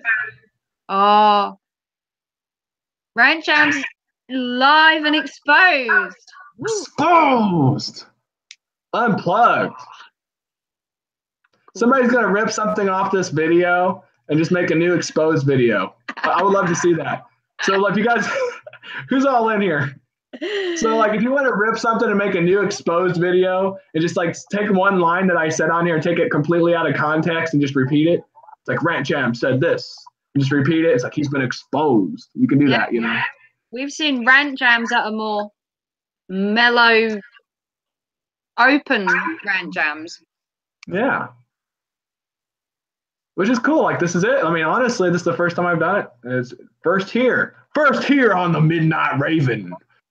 You got to hit that bell. What's you going to do next? Have you never appeared in anyone else's stream? No, I really didn't. I really haven't bantered in anybody else's stream before. I mean, I was in Iron Dog's stream, but if you remember, the people that are in here, some of them saw that. I was just like in a very boring ass stream. At the time, it was boring. I'm not saying it's always boring. It's at the time it was boring. I was like, all right. So I decided just to have a good time in the background, and I was just like a little square in the background. And I was just dancing around, having a good time. And then once I got bored with myself, I kind of left the stream. But luckily, but the thing though is he taught me how to use Google Hangouts because I didn't know how to use it. So like I learned a lot from it. I provided entertainment, and it was well worth it, Yeah, I've only literally just started using Google Hangouts, to be fair. Mellow levels, man. We're so mellow. And I'm exposed on Rant Jams Live. Hey, old time babes. Yeah, we have Rant Jams here. Raven has finally hit some kind of level where Rant Jams is on his stream. Yes. Yes. So anybody have any questions? This is another thing to make this more interactive. Anybody here have any? While I'm taking questions, because I normally don't take questions. Do you have any questions for me or the Midnight Raven or anything you want the Midnight Raven to get the inside scoop on? I'm willing to just unload. You need to try get Rant Jams while he's open. Come on, guys, ask questions. Ask anything you want. I will answer your question. I'm not quite God the Good One, but I will answer whatever questions I can. Yeah, I had God the Good One in one of my streams before, and he told me the whole story behind having a mask and all that, and he literally told me the whole story right from the start. Yeah, it's a very interesting story. Right in my comments. That was well cool. Okay. What's your favorite place to clear my head? Oh, man. Honestly, favorite place. That was a tough question. I think when I'm quiet and when it's quiet and I'm alone walking, when I go for long walks, typically is what gets the job done. It clears my head. And it's very inspiring. I haven't been doing enough of that recently, but yeah, going on a walk by myself is typically how I clear my head. When I get back, I usually have a song or something ready. So, Can I see some dance moves? You gotta put out. If you're on YouTube, you gotta put out Rant Jams. Is that what you're saying, Pretty Boy Clan? Oh, some dance moves. All right. Hold on, I can give you some dance moves. Hold on here. Let's hopefully I don't mess this up again. Last time I was doing stuff, it just totally just trashed it. You have to watch the replay. You got to go back and give the 4,000 hours. Woo! All right, here we go. Hey, Steph. Dance moves. Yeah, Rain Jams live. Exactly, Steph. Woo. Live and exposed. Gonna expose myself. Let me see if I get the camera here. Not really gonna do dance moves, but I'm just gonna see what I can do here.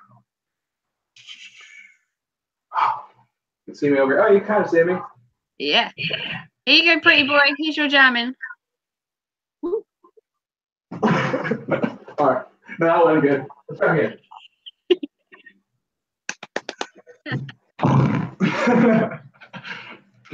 All right, there you go. I don't know. Could you see any of that?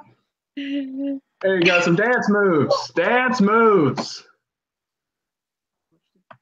Hopefully, I hope to get like a room where, because right now I'm like in the dining living room. But sometime in the summer, I'm going to get a special room just for Rant Jams Live. It's going to open up. Then I'm going to be able to move around a lot more, you know. What are the diplomas on the wall? Okay. The one on the top is my, I have a bachelor's degree in liberal arts. And my mom is correct. I did get a 4.0 going through that. So I have like this gold thing on there or whatever.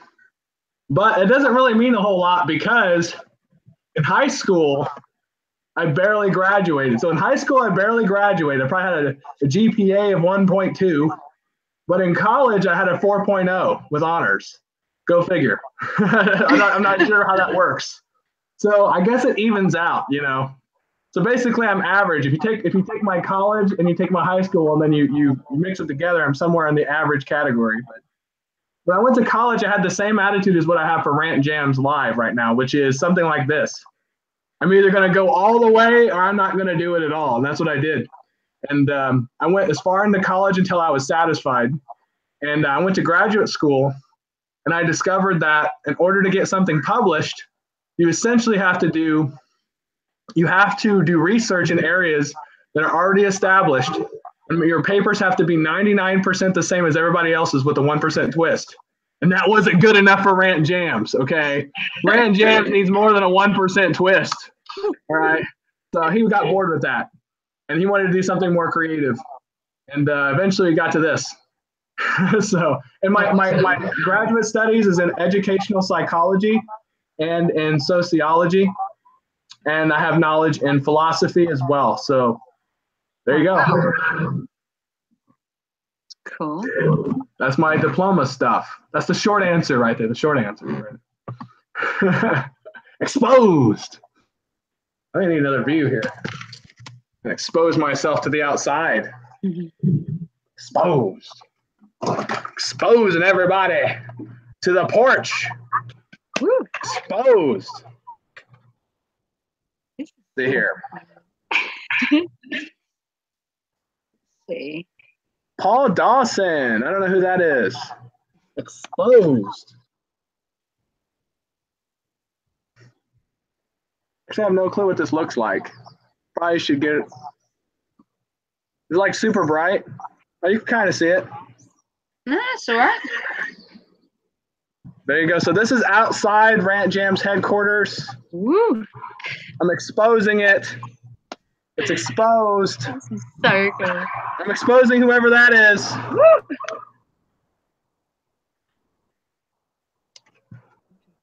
Okay. Yeah, I don't get outside enough. I got to work on that. He's like, you're right. That is how I clear my head. It's like going for walks and stuff by myself really helps. Oh. All right, any other questions? I missed the questions. Old Time Vape says, what did you want to be at 14 years old? Oh, I have a great story for that. That's such a great question.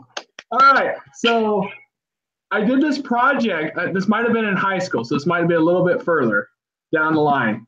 And it was one of those dopey-ass projects where it's like, what do you want to be when you grow up, man? What are your career goals? I was like, None of the above was my answer. But instead, I did this really joke project where I got this really, really crazy music going in the background.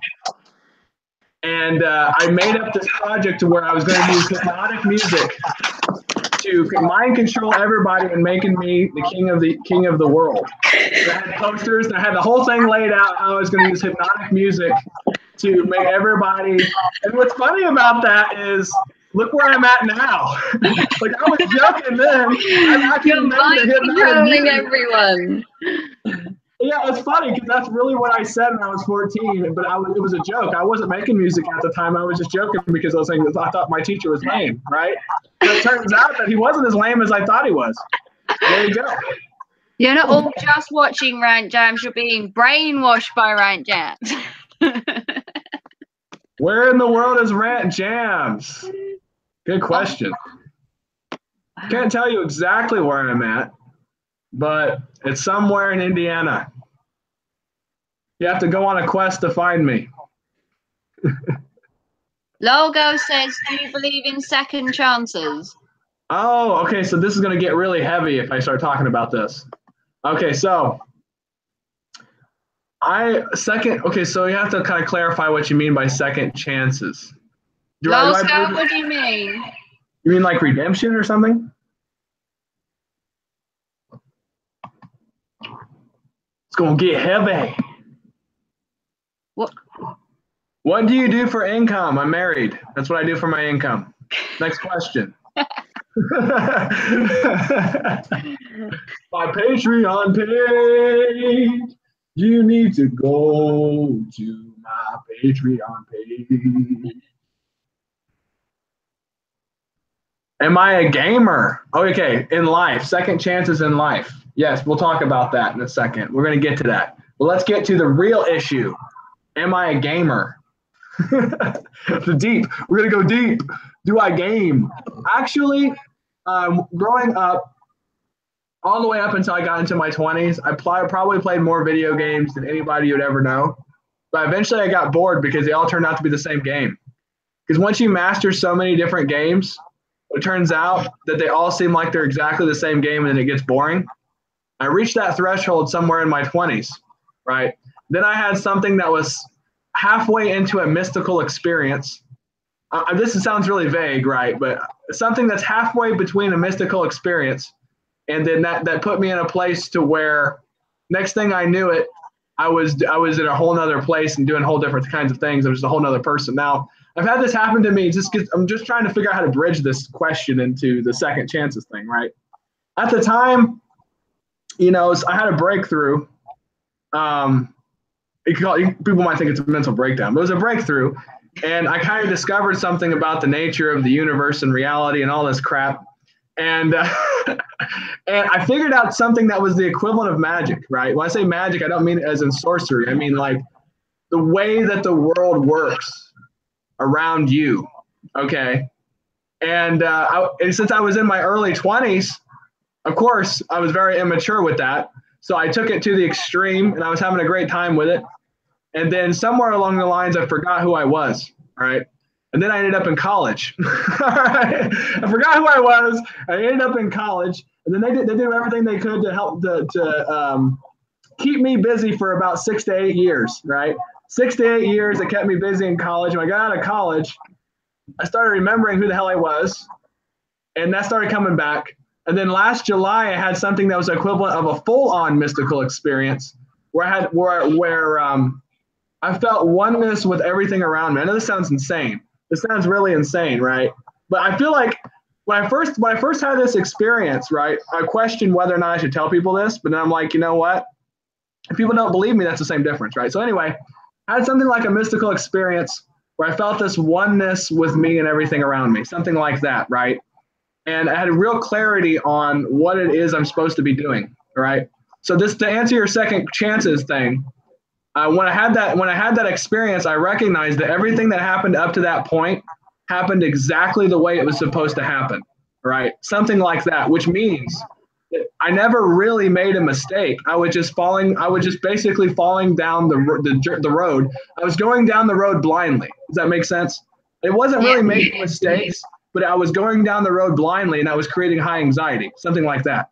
All right. So everything that's came to this point, all the way up to Rant Jams Live, was all training for this moment that I'm in right now. Everything that's happened up to this point and everything that's happening in the future all leads to this exact moment, which means that second chances aren't necessary because everything that's going to happen, I mean, it sounds like determinism, but it's not really determinism because, oh man, yeah, it gets really, you need that Chris Bilateral guy. He's got videos on this. He'll tell you all about it. But essentially what I'm saying is that we make mistake. Well, what seems like a mistake really is a sign of a changing of the tides. In other words, it's not a mistake when the sun goes down. It's not a mistake when the moon phases from full to whatever. It's just a transition. And the mistake is a sign that changes need to happen, right? That's basically what it means. So something happened, it sucked, it caused pain, whatever. All that means, the pain is us resisting the natural flow of the universe. That's where the pain comes from. Feeling that we're being pulled and tugged by the universe as opposed to going with the flow, right? Now, some people find that to be fun, right? Some people love pain, right? So, and there are some people who have serious pain, like serious body injury, and are very happy people. And I guess we live in a very spoiled culture and society. We're all spoiled because we're all online doing the stream thing. The slightest thing seems like the end of the world, right? Oh my God, my internet crashed. What am I going to do, right? But there's people all over the world. There's people with leprosy right now, right? That if you gave them a survey, a happiness survey, they'd give you like 9 out of 10 on the happiness survey. And they just got, all they got is the bare necessity. So really what it comes down to is it's all relative when it comes to pain. It really is. So I'm not kind of got off on a thing, but essentially second chances are more or less, things come full circle in our lives. There are moments in our lives in which we feel like we are our best selves. Okay, man, this is getting really deep. All right, so, and you can tell me if you agree with me here, Midnight Raven. It's fine, or you disagree. But have you ever felt in your life where you've had moments to where you felt you're the best you could possibly be, and everything was just clicking automatically? You get what I'm saying? Kind of like you're at the edge of yourself, but everything just happens. I call that your all-star self. In other words, that's like your, I mean, I don't want to get like, oh, okay, whether or not you're an atheist or not doesn't matter. But essentially the part of yourself that best represents you call it your higher self or your spiritual self, or the being within yourself that knows what you really want, more or less. All of that is the same. That which is in touch, right? Now, if you ever have a full-on mystical experience, you get the full version of that.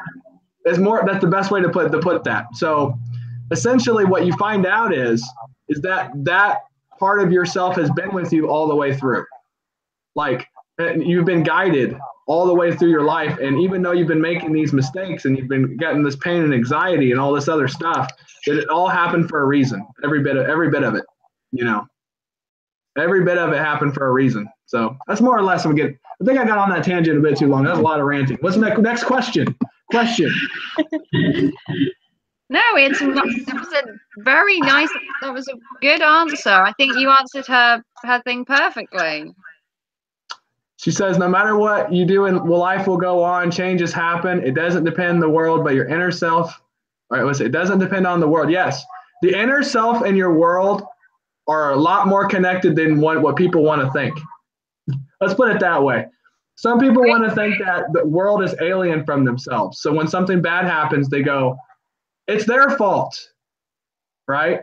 And then you have people who are like, I am God, right? You got those people, like God the good one, right? He's playing that character. The answer to the question is neither of those. It's like both. It's like we are not so separate from the universe as we like to think. You get what I'm saying? There's something like that. Like human beings are not alien to the universe. We're just as much a part of the universe as a rock, all right? So, or a black hole. So it's not like we're separate from the universe at any point. It's just that how conscious of our connection to the universe are we, you know, or God, or whatever, depending on what it is you want to talk about. Doesn't really matter what you call it, But how connected are you to that? You know what I'm saying? More or less. So I'm trying to be politically correct, man. Again, I'm trying to stay politically correct. God, I don't want to alienate my audience, man. I don't want to get exposed. I believe everything happens for a reason. And that I technically make my own plan for myself, that it isn't made for me, or I'm hoping it's not made for me. I do think some things happen for a reason, like certain events or certain things kind of shape you as you go along and can make you a better person, basically. Yeah. We're not going to understand the reasons for everything, because if you start, okay, you can, but would you want to? Like, like you've seen those, people say that about conspiracy theorist people, right? Like everything is connected to everything. They must be crazy. But the thing is, even if they're right? Which they are in some ways.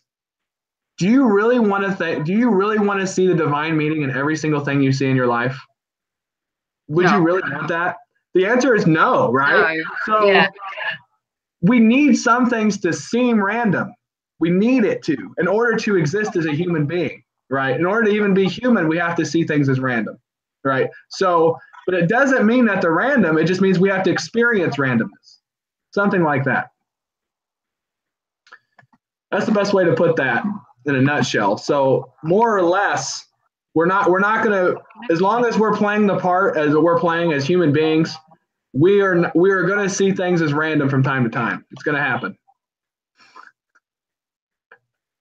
Oh, are people still chatting in this chat room or what? Yeah, Lols is in here. Whoa. Lol says, think of us as like we used to be, compressed together and spread out, but still connected.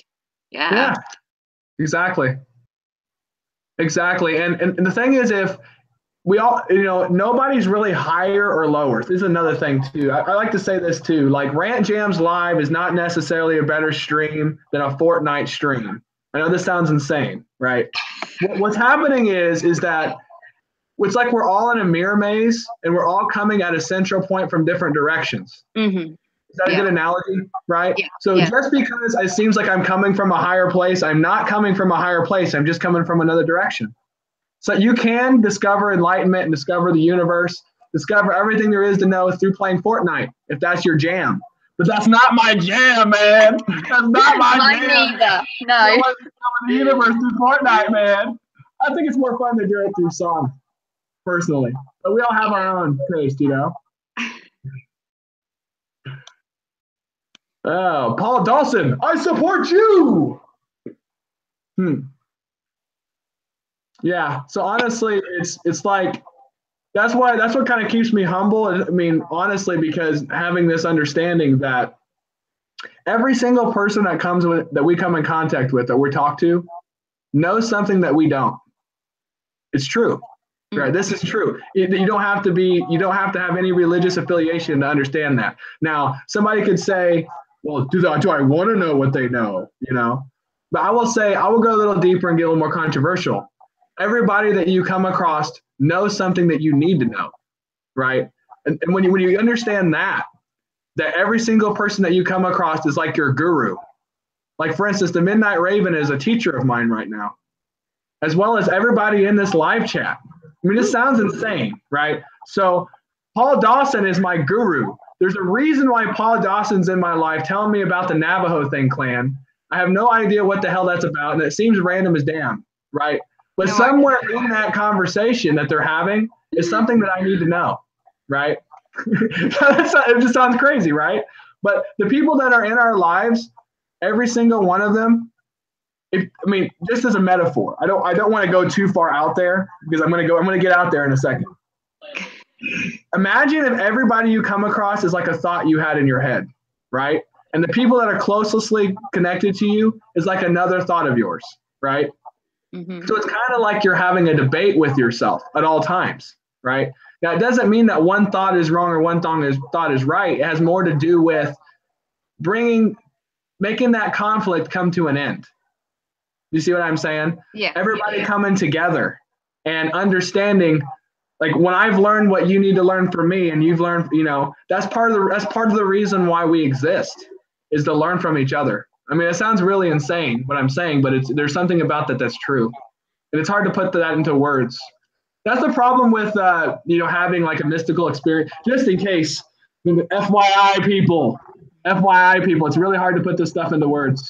It really is, especially in English, because most of this stuff was when it was first written down back in the day was put in like Sanskrit. I don't know if you guys know what Sanskrit is, right? Or some of these other languages. The English language is just not made to describe mystical experiences. Sorry. Can't help.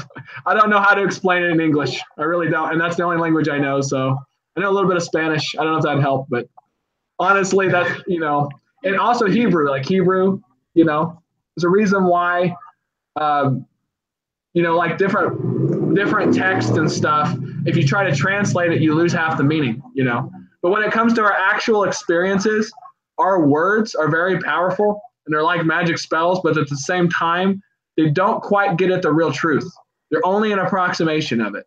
And that's why we got to use art and creative talent in order to get that actually gets you closer to the truth than what we can do in just speaking regular words. Does that make sense? An artist can do more with telling you the truth than than me just ranting here. Me just ranting here is like, this guy's lost his mind. But if I put it in a song, it's easier to see what I'm talking about. You know what I'm saying? Hey, Illuminator. Pretty Boy says we want to live to be each other's happiness. We want to, yeah, okay, that's an interesting thought. The Illuminator is in here. This guy right here surprised me. He came to that live stream and he had this video and I was brushing it off for a second. And then I started watching this thing. I was like, man, this guy is really inspired here, Yeah, that was the weird one you shoot, wasn't it? Yeah, kind I had a creepy thing going on in it. And it was kind of like, I don't know if I should be showing this. It went up. I actually loved that. That actually made me subscribe to him. That was really such a cool video. It was so different and weird at the same time. It was a shock to the system. It was definitely, yes. It was very, very good. So I want to see more of that kind of thing, I think. You think? I want to see more of that. But it was definitely, you see how so when I'm on Rant Jams Live going through that, in the back of my head, I may not have that what I'm telling you, but you're getting the behind the scenes. Every single person that comes through that live stream, I see them all there as they're there to teach me something, right? Yeah. So when I go to their channels, even if it's something bizarre, like something really, really like the Illuminators thing, or maybe I'm just looking at somebody vlogging what they ate for breakfast, I'm trying to figure out what it is I'm supposed to learn from this person. And I take it very, very seriously, as if, this is going to help me grow if I learn from what you're teaching me, something like that. Lars says you can't see it, you can feel it, even if you can't explain it. Yes. Honestly, yeah, that's true. Yeah, I like you, Lars Go. You've got some really good points of view. Yeah, this has been a really fun live stream, getting unplugged here, getting exposed, for real. A whole week of being exposed, so why not? See, this entire conversation is just a scam. This is just a sub for sub scam I'm doing here. I'm tricking you into thinking that I'm not a sub for sub scam, man. It's a trick. I mean, if that protects your identity, then go for it, You're gonna do a normal song, Illuminator. I mean, if your stuff is out there and different, then that's good. You don't want to be normal. Yeah, I mean, I don't know. I mean, I felt like the last song was a shot to my system, and it was a good thing. I thought it was really good, honestly, just to kind of get back into that. Have something like that, just to kind of, get you thinking. I don't know. I'd have to watch his video again to probably really get the point of it. It kind of seemed a bit like, whoa. But it was really good, Illuminate. I liked it. It made me support you, so it's a good thing. So is this useful to have someone to talk to throughout your 2-hour live stream? Like, is this kind of a useful thing, you think, for the future? It doesn't have to be Rant Jams, but it could be like anybody, Yeah, right? it was kind of the idea of like what I wanted. I wanted to know more about all the people that came in my stream and, showcase all the wonderful talent that's out there. Yeah. The way I see it, A variety of channels, and I like socializing with people and talking to them and finding out about people. I have a real thing for connecting with people because I spend a lot of my time at home. yeah, and we got 10 people in here, right? So some people go, oh, I only got 10 people. It just means that you get to be more personal. Like the less people in your stream, the more personal you get to get with them. The more people in your stream have really good banter. I mean, the average sort of views of a stream usually end up around 100 by like the end of it. But for me, that's really good because I've had really good one-on-one chats with people and I've learned a lot about them, and then new people come in the next time and I learn stuff about them as well, and it's really kind of a close-knit kind of community I've got going on. Oh yeah, and Slippery Fish, if you ever do one of these, I wouldn't mind doing one of these with you because we can have like a jam session or something. I think it'd be really cool. I mean, at the very least, we can take turns playing songs. I think that'd be cool. Have a jam, or Slippery Fish jams or something. I have to come up. I got the fart jams thing going on, but I got to figure out what the Slippery Fish / rant jams thing is. I got to come up with some kind of a good logo or fish jams or something. Oh, Songwriting stream. Yes, that's really awesome. I think Hazy Days tried that, didn't he? Songwriting stream. That would be cool. I could bring the Midnight Raven. Do you ever write songs? Slipperish, I would be so happy to have 10 people. I'm quite happy to have one person in my stream. 10 is amazing. When I first did my live stream on the first day, I didn't expect anybody to turn up my live stream, and I ended up having 15 people in all at once, literally one after the other. I was so amazed. That happened to me too. Like when I first did Brand Jams live, I didn't realize that people would actually show up to that kind of thing. So watching this guy just kind of, shout at you on the screen, and everyone's like, "Oh, I have to come back and see that again." Slant jams. Slant jams. Okay. I'm writing down these ideas because we can have we gotta have a special because we have fart jams already. We gotta have like another one like that. Thank you, Violet Bird, for stopping by. Have a nice day. Hope you had a good time, Violet Bird. I was always super casual. There is a demographic of people that just want to hear me talk, right? And what's the best place to do it? To go to the Midnight Raven. You're you're able to bring out that casual side of me. That's really nice. Yeah. Slippery says, when was the first actual Rant Jams live? When was the first official one? Oh, you want to know the first live stream? Actually, when the actual first one was. All right, I'm going to tell you the date of the first live stream. I have to go through my video manager to find it, though. Hold on. Here we go, Slipperish. More stuff.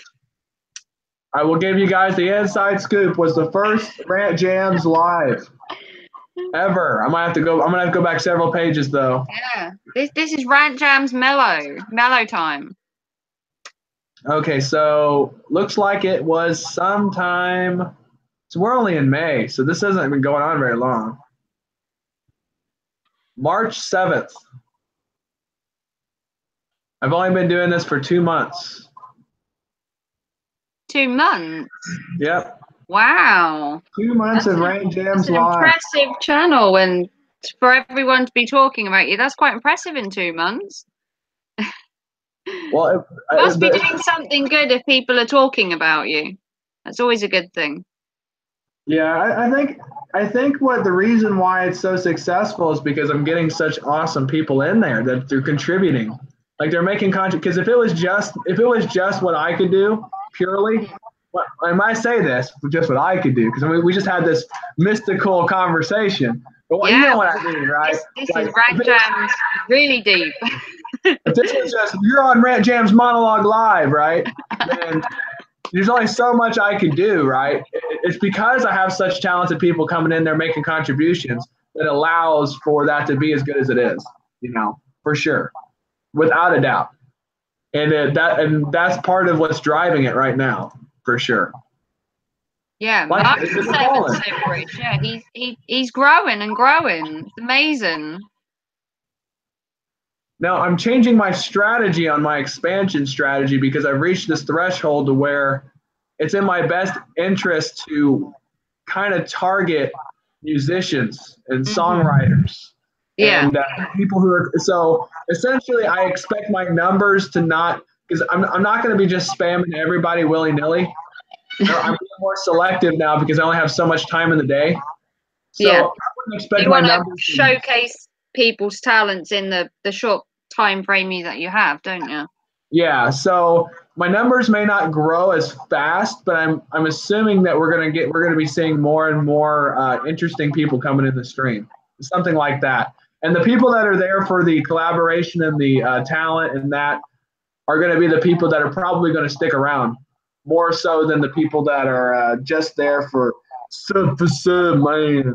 Although sub for sub's fine. I mean, honestly, I did a lot of that, and I still do that. But eventually, you got to look at your channel and ask yourself, would I watch my own shit? Would I watch my own? And that's really what gauges my quality of my channel. If you want to know the secret, I asked myself, if I didn't know who I was, and I was a stranger looking at my own channel, would I watch my own shit? The answer is yes, right? But if I found myself in the past where the answer was no, right, that means you improve the quality of your content, more or less. That's how you do it. Would you watch your own shit if you were a stranger, looking at yourself as a stranger? You know, and that's reaching a place to where you're reaching your own state. It's not somebody else's standard. It's your standard. It's your own personal standard that you're putting on yourself. You get what I'm saying, right? Yeah. Something like that.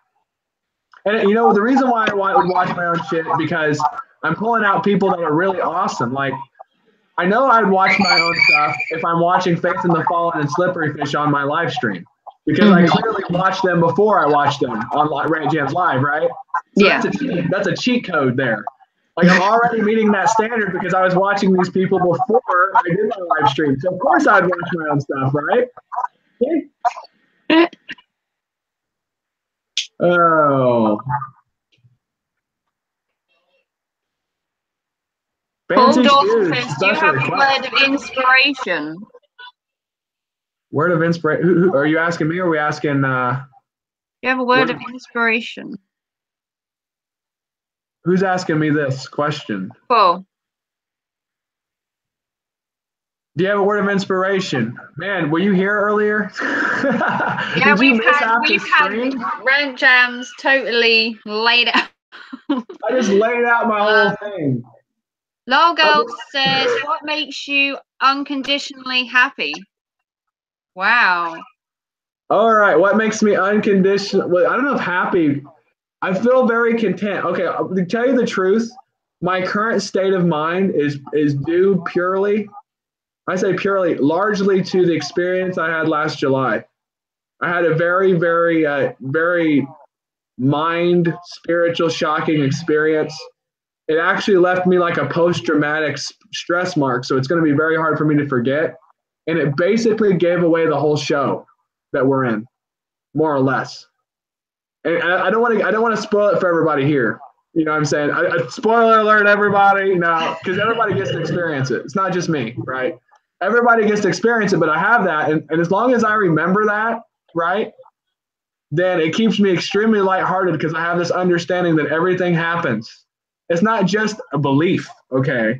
Yeah. It's this strong feeling that everything that's happening is 100% happening the right way all the time, right? And that gives me the ease that I need to pursue what I'm doing. So even when something goes wrong, I see that as a sign of that happened for a reason and da-da-da-da-da-da, because I feel it very, very strongly, right? And even as of right now, I haven't been able to shake that. So as long as I have that, I'm going to be able to continue doing what I'm doing with no problem. I'm cheating. I basically have spoiler alert. I got a spoiler alert on the universe, and I'm basically cheating. I'll put it that way. I'm using a cheat code. All right. When that cheat code runs out, I don't know what happens. Last goal, you're getting stuck. They're so deep questions, Lol. But the great thing is that people don't have to believe me. They can choose to believe me or not. But essentially, I am using a cheat code. It's not you, so more or less. And yeah, something like that. Slippery fish. Fish says, how do you know that you're on the right path? Well, more or less. Okay, so if you're in a position where you did not have a mystical experience style thing where it's not all been revealed to you in a way that's hard for people to believe, the next best thing is to always aim for the highest morality. Always, and that doesn't mean that you have to believe in a particular dogma. It means always do what you feel is right to the highest at all times. Eventually you'll have a breakthrough, and what'll happen is you'll recognize that your highest morality and the motions and the natural motions of the universe are one. More or less. Does that help? What it is that you think is the highest morality and what is natural for the universe are the same thing. All right. But you have to do that sincerely. If you're not sincere about that, that won't work. Did that answer the question? Oh my goodness. Wow, this is some good, deep, thought-provoking thinking we're doing here. This has been awesome. And there's some people out there, there's some philosophers and stuff we can talk about if you want to, but I was just giving you the cheap.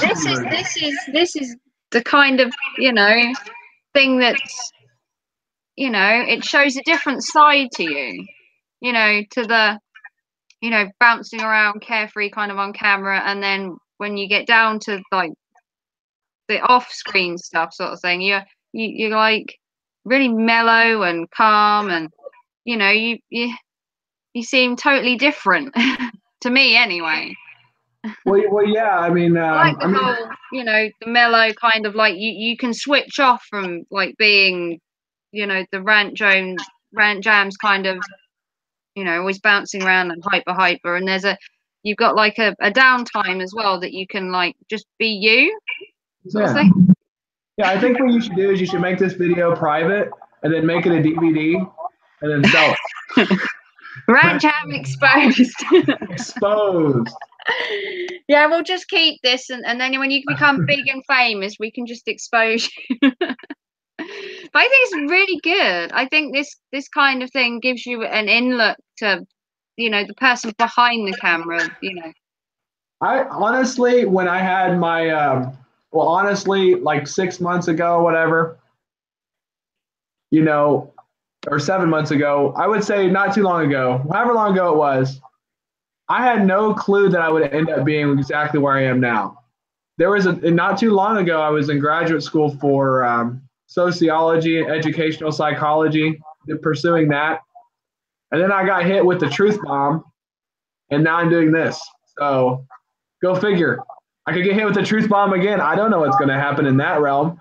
Some things have to be left up. Like I told you before, if you know everything all the time, you cease to be human. Right? Yeah. We are all human beings here. None of us are coming from a higher place. We're coming from different directions, more or less. What fake character do you relate to the most? Oh my goodness. Fake characters. Oh, and that's a tough question. I'm going to bounce that to you. What fake character do you relate to, Midnight Raven? A fake character? No, don't help me out. Jeez. For me, it'd be something like Wednesday Addams, because I'm goth and I like the whole undead kind of thing. That's a bit different to you.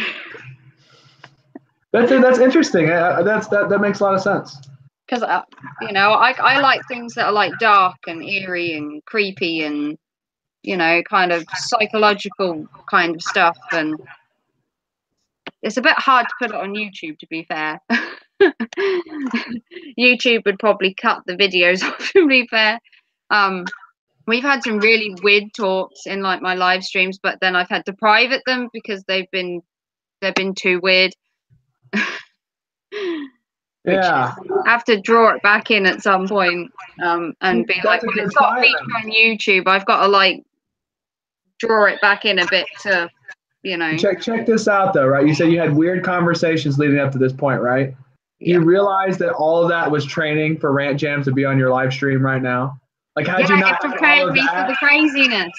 yeah, had you not had all of that, you wouldn't have been ready. Like I was saying, like it's all preparation for this moment.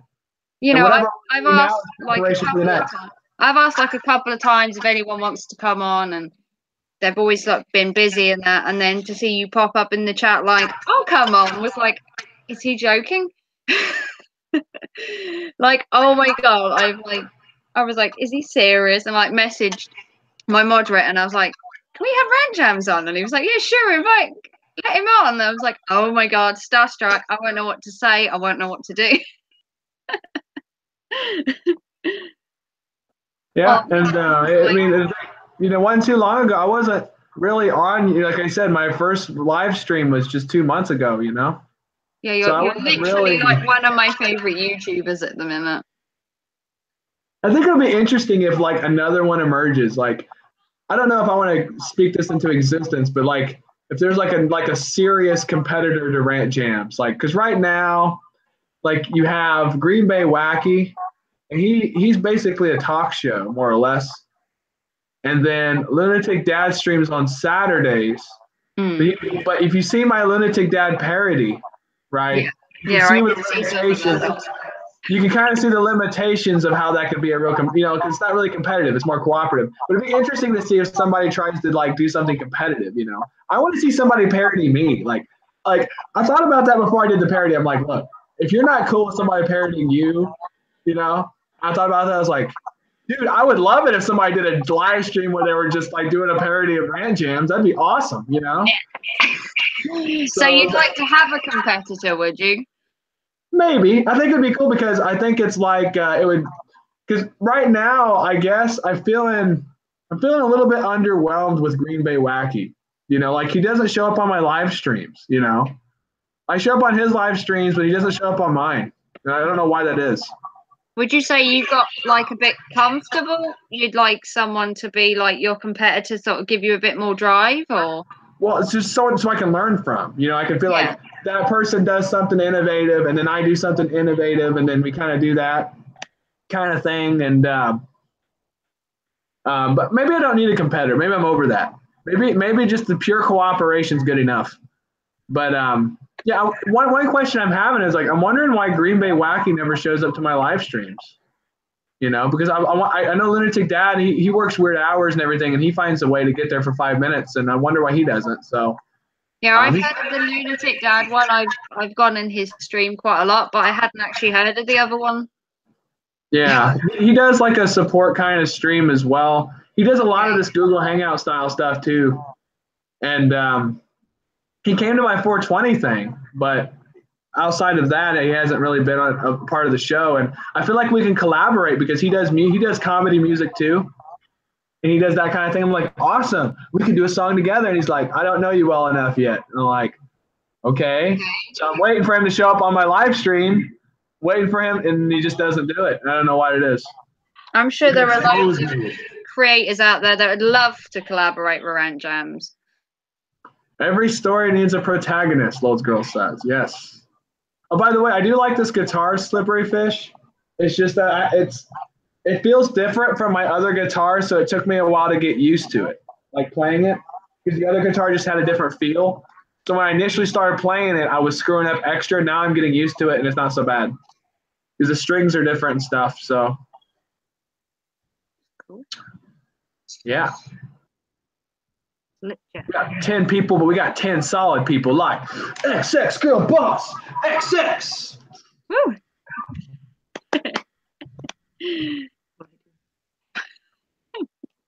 Did I string it? No, I have strung a guitar before. But last time I did, it was a crappy guitar and the string popped while I was playing it and it freaking gave me like a burn or a rash or it hit me or something. So no, I did not string this one. But yeah, I can string a guitar. It's just I didn't string this one. Bowser, I think I'm going to finish your song first. Next time, you're my next project. Just letting you know. Hey, Your song is next. on Rant Jams. I'm going to send it to you for your thing, but you're the next creative project I'm working on right now. Just to let you know. It might have some rap in it. Spoiler alert. You might have some rap in your song. You might have some rap in there. It's going to sound different from what I normally show people. It's have a different. So, oh, your dog's name, is it? I got to make sure I know how to pronounce it correctly because I forgot the pronunciation. Is it Rocco? You know, is it Rocco or is it? I'm pretty sure it is. Yeah, Rocco. Rocco, right. I got to make sure because I'm rapping it or I'm singing it. I have to make sure I pronounce it because your dog will be in the song. Your dog made the cut. Yes, Rocco. Yeah, brilliant. Rocco. Yeah. Awesome. I like your dogs, Bowser. He's a big part of the show on the Bowsers. The dog is really important element, you know. Yeah, I usually have my cat in mind, but he's abandoned me. Lyle Girl says, when people always tell me that life gets in the way, I always say, but life is everything. Yeah, how could life get in the way? Get in the way of what? I think people like it to give excuses sometimes, you know. Yeah, I can't do that. Why? Because the answer is when you say I can't do that, the answer is usually, I mean, outside of going like, hey, I can't slam dunk a basketball or whatever. But I'm just saying, like, usually when somebody says I can't do that because of time reasons, it's because there's something they'd rather do. Yeah. There's an opportunity cost. So it's like, I can't come over. Why? Because I'm busy, right? Well, you're busy because you're choosing to do that over the other thing. Yeah. I mean, even if it's scheduled, like let's say you're in college, right? And you got papers and stuff you got to write. And I know this because I did six to 8 years of this, probably closer to 8 years of college. I'm still choosing to do that over going to your house or calling you on the phone. I'm still choosing that. So I can pretend like I'm too busy for you because of obligations, but those obligations I chose, right? Yeah, exactly. So that's the reality, you know? I'm really glad that Bowser's on this stream because that's the song I was working on before I came on the stream. And this is really helping me figure out, I got everything but the chorus. The chorus to the song is what I need. Well, that's cool because I've only been in like 2 of Bowser's streams. So for him to show up here is awesome. Really cool. Did you gain any subscribers from the stream? Interesting. Interesting. I can check.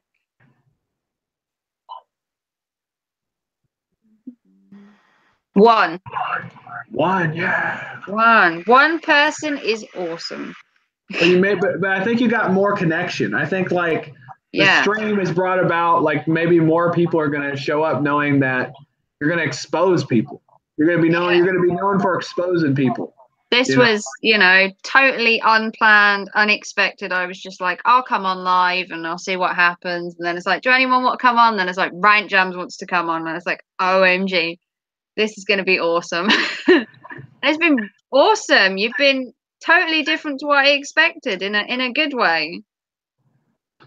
Yeah, like I'm willing to answer questions and stuff, but I kind of, like I said, I kind of do it in a way that I don't give it all away. And I do it, leave a bit of a mystery too. Leave a little bit of a mystery, because we're all on different paths and we don't want everything given away all the time, like you don't want to go to a movie and know the whole movie before it's all the time, right? It's okay to get a teaser, but you don't want like completely spoiled all the time. If I had all the Dragon Balls, I can ask Shinron one wish, what would it be? Well, Slippery Fish, this is going to get really heavy again. Apparently, I'd wish for everything that I have already, just like everybody else here. I'll leave it at that. I mean, like, even though it's hard for me to put this into words, basically what we've got is somewhere in between our greatest fear and what we want. Yeah. So it's like our lives are basically like a gift to us, and that we're experiencing something very unique from the positions that we are, and we're like at an amusement park. So like you're kind of like you basically wished for this whether you recognize it or not, something like that. And that's a very controversial answer, by the way, because like, I didn't wish to be born with AIDS. Oh, whatever, man. That's not what I'm getting at. I'm saying we don't have to go there, right? I'm talking about think about that deeply, because that right there, if you just use that as a thought, because we gotta get to Plato. You guys know who Plato is, right? Plato. He's this dude back hanging out with Socrates, back in the day. He's a philosopher. He would do a thing called thought experiments. Don't take what I'm saying literally. Don't take it as if this is my doctrine and this is what I believe. Take it as a thought experiment. Pretend for a moment that everything in your life is what you wish for exactly. What would that mean for you? Right? That's an interesting thought experiment to have. Most people do not want to have that thought experiment, but I suspect that if you're in this live stream right now, right, that you have a thought in your head right now, and it sounds a lot like Rant Jams. That's saying, why not? Pretend for a moment that you've wished for everything that's happened up to this point. And think about what the significance of that would be. Because that would be your highs and your lows. That would be both the bad shit that happened and the great shit. Both the good and the bad shit, you wish for it. What a fun thought experiment that would be. I'll leave it at that. Next question. Slippery Fish says you wouldn't wish for eternal life. I wouldn't wish for that, because the reason why I wouldn't wish for eternal life is because I basically already got that. So why would I wish for something I already have? Next question.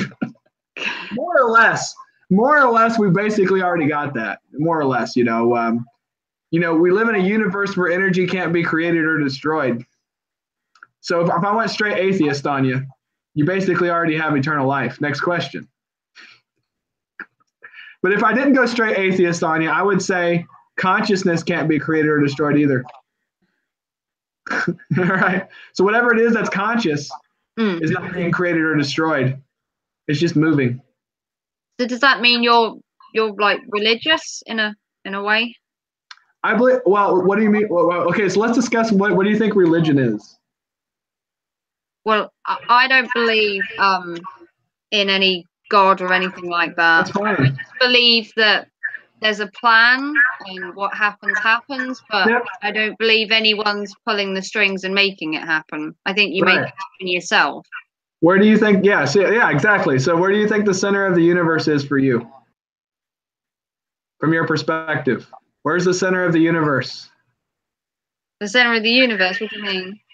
All right, so how people say the center of the. I saw this on my live stream, and the reason why I did is because it was telling me something. Like I was telling you all the stream. Like when I see these things, I take it seriously. Yeah. It was Infected 1911 had a PlayStation that said, "You are not the center of the universe," right? Something like that, right? But the reality of the situation is, if you're experiencing the universe in first person, you are.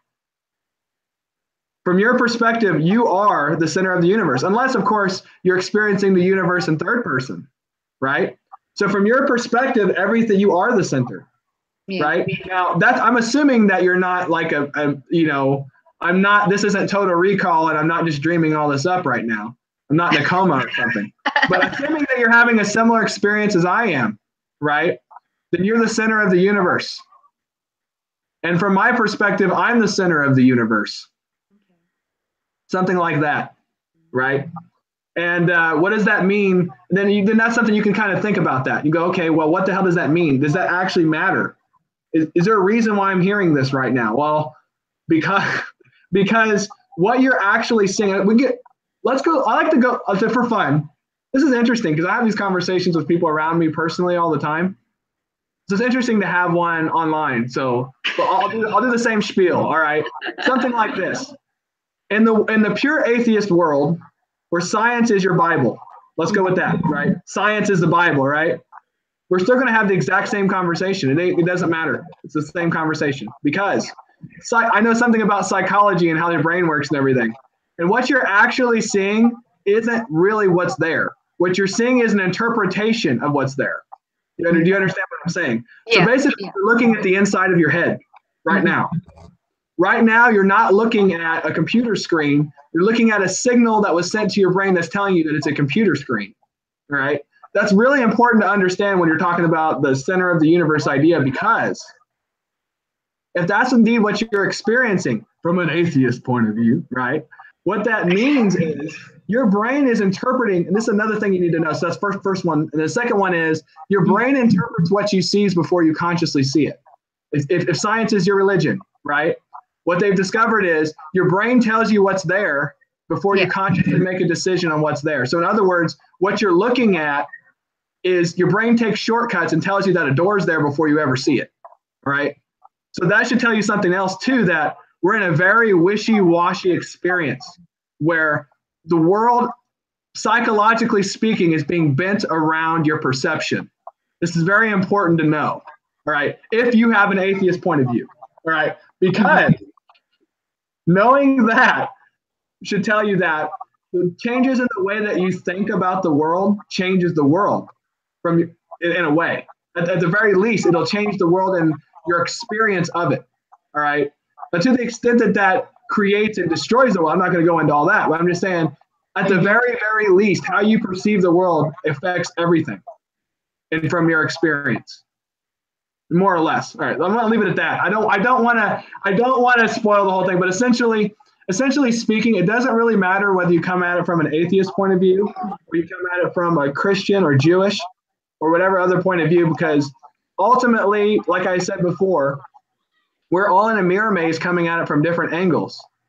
So I could have the same conversation with a Satanist. I can have the same conversation with God, the good one. I can have the same conversation with Nate. It's the same conversation. I've had this conversation several times with many different people, and it's the same conversation. It doesn't matter what you're talking about. Because as soon as you put your foot down on, that's a fact, right? Everything gets wishy-washy really quick. Yeah. Because even in science, they don't even do that. Next question. This is so much fun. I got at least 15 minutes to go. Slippery Fish says, do you think there is alien life in the universe? Oh man. Okay. All these questions are tremendously awesome. All right. Yeah, this is going really well. My question is, Slippery Fish, do you feel that the universe is alien from you? Oh. If you feel that the universe is alien from you, then everything that you're experiencing is alien. So like an ant is an alien to you, right? But I could get really deep with this conversation. I don't think I have enough time to really answer this. Wow. I don't think I have time to answer this question, but I could go really, really deep with it because I do have a very radical, insane interpretation when it comes to life, this potential with alien stuff. But I think you would need a whole other stream for it. We don't have enough time. Yeah. I don't think I quite believe in aliens. It's not about what.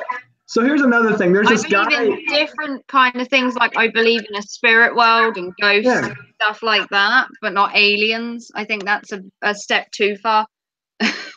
There's this guy online. Personally.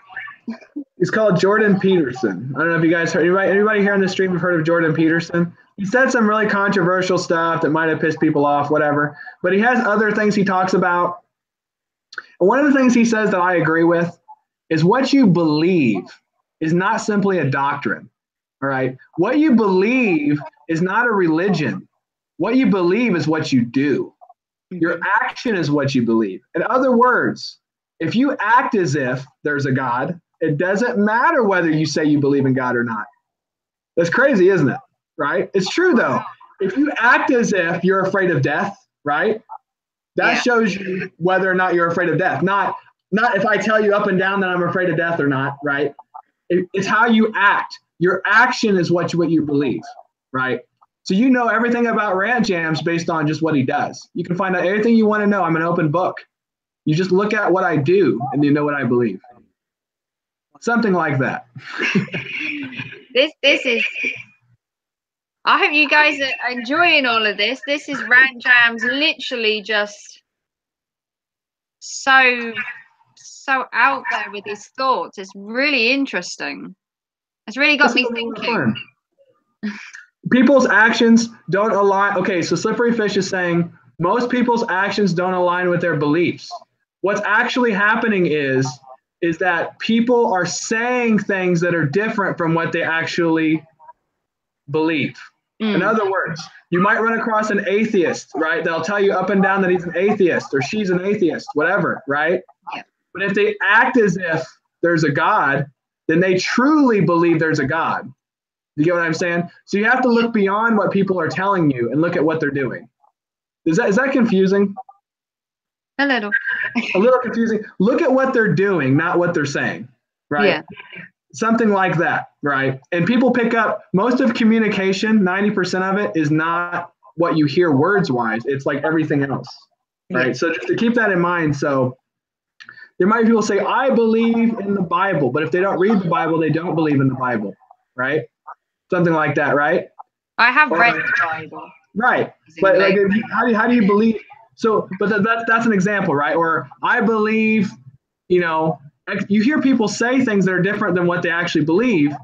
Just keep in mind that what they're saying doesn't always add up with what they actually believe. So you don't have to accuse somebody and say, hey, you don't believe that. Just watch, pay attention, and you'll know what they believe by their action. It doesn't require much else than that. Everybody's very transparent in that way. See how the Ed Psych really helps. Ed Psych helps. Yeah, this has been definitely an insight for me because I was brought up in a very, very religious background. Like literally, it was shoved in my face all the time. I spent most of my childhood till I was about 18 going to church every single week and talking about God constantly and everything. And then by the time I turned like 19, I'd had enough and ended up being an atheist. Yeah, it's an interesting conversation to think about, though, because, people define God in many different ways. Mm-hmm. You know what I'm saying? Yeah. Yeah. And, if we're talking about like what people in India or the Hindu, and there's lots of diversity in the Hindu stuff. Mm-hmm. There's a lot of diversity in all these different, but they all have different conceptions of God and everything, right? But when it really comes down to it, there's one thing that you can't deny. You can pretend, now I say this, I'm not accusing you or anybody else, but yeah, go away. Oh yeah. The one thing that you know for sure is a fact, and that's if you're experiencing the same thing I'm experiencing, is that you're a conscious being experiencing first-person consciousness, which is not explainable through science. No. It's something to understand. Science cannot explain why you are particularly experiencing your experience, right? Mm-hmm. And one day you got to deal with that. Right? It doesn't have to be today, but one day you got to deal with that, right? That's when you have people have breakdown stuff. But you don't have to have a breakdown. I'm just saying that that's one thing. I haven't had a breakdown yet. That's one thing you got to deal with. Now, you don't have to dream up anything or whatever because you're already in something that's really close to a dream based on the conversation that we were talking about earlier, right? Yeah. You're already in a very wishy-washy place to begin with. But essentially, your first-person consciousness that you're having right now is enough evidence that you need to understand the entire universe. I'll leave it at that. Hey, Hazy Days is in the house. Hazy Days. Woo! Reading a book called Beyond Religion. Interesting book. Oh. I break it down on the dance floor, do you, Lols girl? Yes, you can. Wow. So good. Thank you so much, Rant Jams, for coming on. This has been awesome. Yeah, this is fun. Like I said, this has been a real insight to Rant Jams. It really has. Yeah, and I don't like to come from a higher place. The thing is, no matter who I'm talking to, I understand that they're coming from an angle that's just as enlightened as mine. It's just that they may or may not be aware of it. You get what I'm saying? It's something like everyone's something got like that, a point of view and a journey of how they came to, their thought process and everything, and it can be really interesting from person to person just to find how they came to be where they are. Welcome Hazy Days to the party. A different mindset and a different thought process, and it's really interesting to hear different people's views. Yeah, I think Hazy Days would do one of these with you too, because I see him in Google Hangouts and he might go unplugged. He might be going unplugged. He's been doing it with, I saw him on Linda's House of Chill. I think he hangs out with WV Motard. So maybe down the road you can invite him to one of these. He'd probably have a great time. Who is your absolute favorite music artist? Oh, no, that's going to be tough. Oh, man, because if I throw one out, then it's not really fair because there's just so much. I guess it just depends on what stage of my life I'm in. There was a time that was all in on Michael Jackson, right? When I was younger. There's a time that I was all in on disco, right? Let me look at the guitar covers that I'm listening to right now. Right now, I'm all in on Hazy Days. Yeah, Hazy Because I'm Days. learning Hazy Days, right? So I'm all in. I'm like studying Hazy Days, getting the ins and outs. So it just depends on what remains. Some of them that remain consistent that I really enjoy. I really enjoy David Bowie. Yeah, I was a fan of David Bowie as well. I think he's an excellent songwriter as well. Man, like Depends on what stage of my life depends I'm what in. how far back you want to go. 'Cause I like music from all eras and all genres and all ages. To be fair, Right. And right now I'm on a kick. I was on a Matchbox 20 kick a few months ago. I'm off that now. I've been on a John Denver kick before. I mean, just you never know what I'm going to be on. Sometimes I was on a System of a Down kick not too long ago too. You know, getting down with System of a Down and Ghost. Have you heard the band Ghost? Hazy says it's the impossible question to just pick one. Yeah, Hazy Days knows exactly what I'm talking about. It's whatever you're inspired by at the time, you know. If I was going to pick one band out of like the entirety of time, I would probably say for me it's T-Rex. If you know who they are. T-Rex. Yeah. I'll write that down. I don't think I know who they are. They were they basically created glam rock. And then they were the inspiration and the first people to do punk music. It's a really I love the band. I've literally spent most of my life listening to them since I was a little girl. That was literally something my dad got me into. Yeah, I'm gonna take. I really okay. So you want to know if you want to know what I'm inspired by? Now this is different than my favorite. Yeah, what I'm inspired by a lot with what I'm doing is Weird Al and Tenacious D. If you take Weird Al and Tenacious D and did a fusion dance, that's basically what I'm doing. D? Wow, that's So like if you want to know what's inspiring my performance in terms of my songs, it's somewhere between Weird Al, Tenacious D, and then my brother who passed away a few years ago, what he was doing. If you take all that together, that's close to what I'm doing. And I think a lot of people here have caught on to that. Lowe's Girl has caught on to that. Mark Fun Jones has caught on to that. Like they can hear those influences very strongly in what I'm doing. So if you want to talk about what I'm doing in terms of like the song influence, you know, musical influences in terms of my style, something like that. Although I do like the hokey, my style is a little more hokier than both of them, but that's okay. Slippery doesn't like your answer. Yeah, my answer is always going to be bad. Says we're being wishy-washy. Wishy-washy. It is an impossible question. Now, there is something I want to say right now. James Campbell just uploaded a cover of a Rant Jams original song. James Campbell. So I don't know if you guys are subscribed to this guy. I haven't heard it yet, but it looks like he's got an original cover. He's doing In the Spirit of Words. James Campbell, dude, I just uploaded a cover of yours. I've uploaded my cover of yours. Wow. So I'm going to listen to that sometime later. There he is, James Campbell. I just said it. He's in the chat. Yeah, look at that. James Campbell. If this was Rant Jams Live, I'd put it right up right now. Yeah. Yeah, this isn't Rant Jams Live. You were on the Midnight Raven. People get exposed. You need like a slogan, I think. I think that's what you're missing. I think you need a slogan. I need a slogan. Wow. Yeah. You guys can help me out with that. Comment in the chat a slogan for my channel. Because I don't really have one, to be fair. The only slogan I got is if I Raven. try to make the crow sound like, well, that's like Mike Eagle or whatever. But I don't know how I got to come up with a slogan, or we got to come up with a slogan, work it out together. Weird D. Oh wait, they need to keep commenting. I haven't. Did they stop commenting in the live chat? Weird D. What do you mean Weird D, Slippery? Oh, I think he's talking about Weird Al and Tenacious D combined. Oh, you're happy now. Oh, that's that. Lucky there. He's happy now. James Campbell says something related to Poe. Something related to Poe. That's a good idea. Oh, the Raven. My actual little thumbnail of my channel is The Raven Nevermore.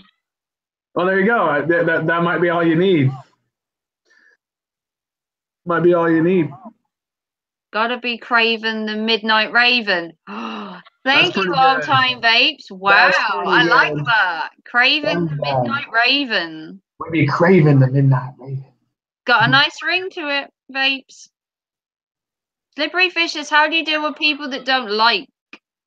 Is it you're talking to me or the Midnight Raven? How do you deal with people you don't like? So I'll let Wow. you answer this first.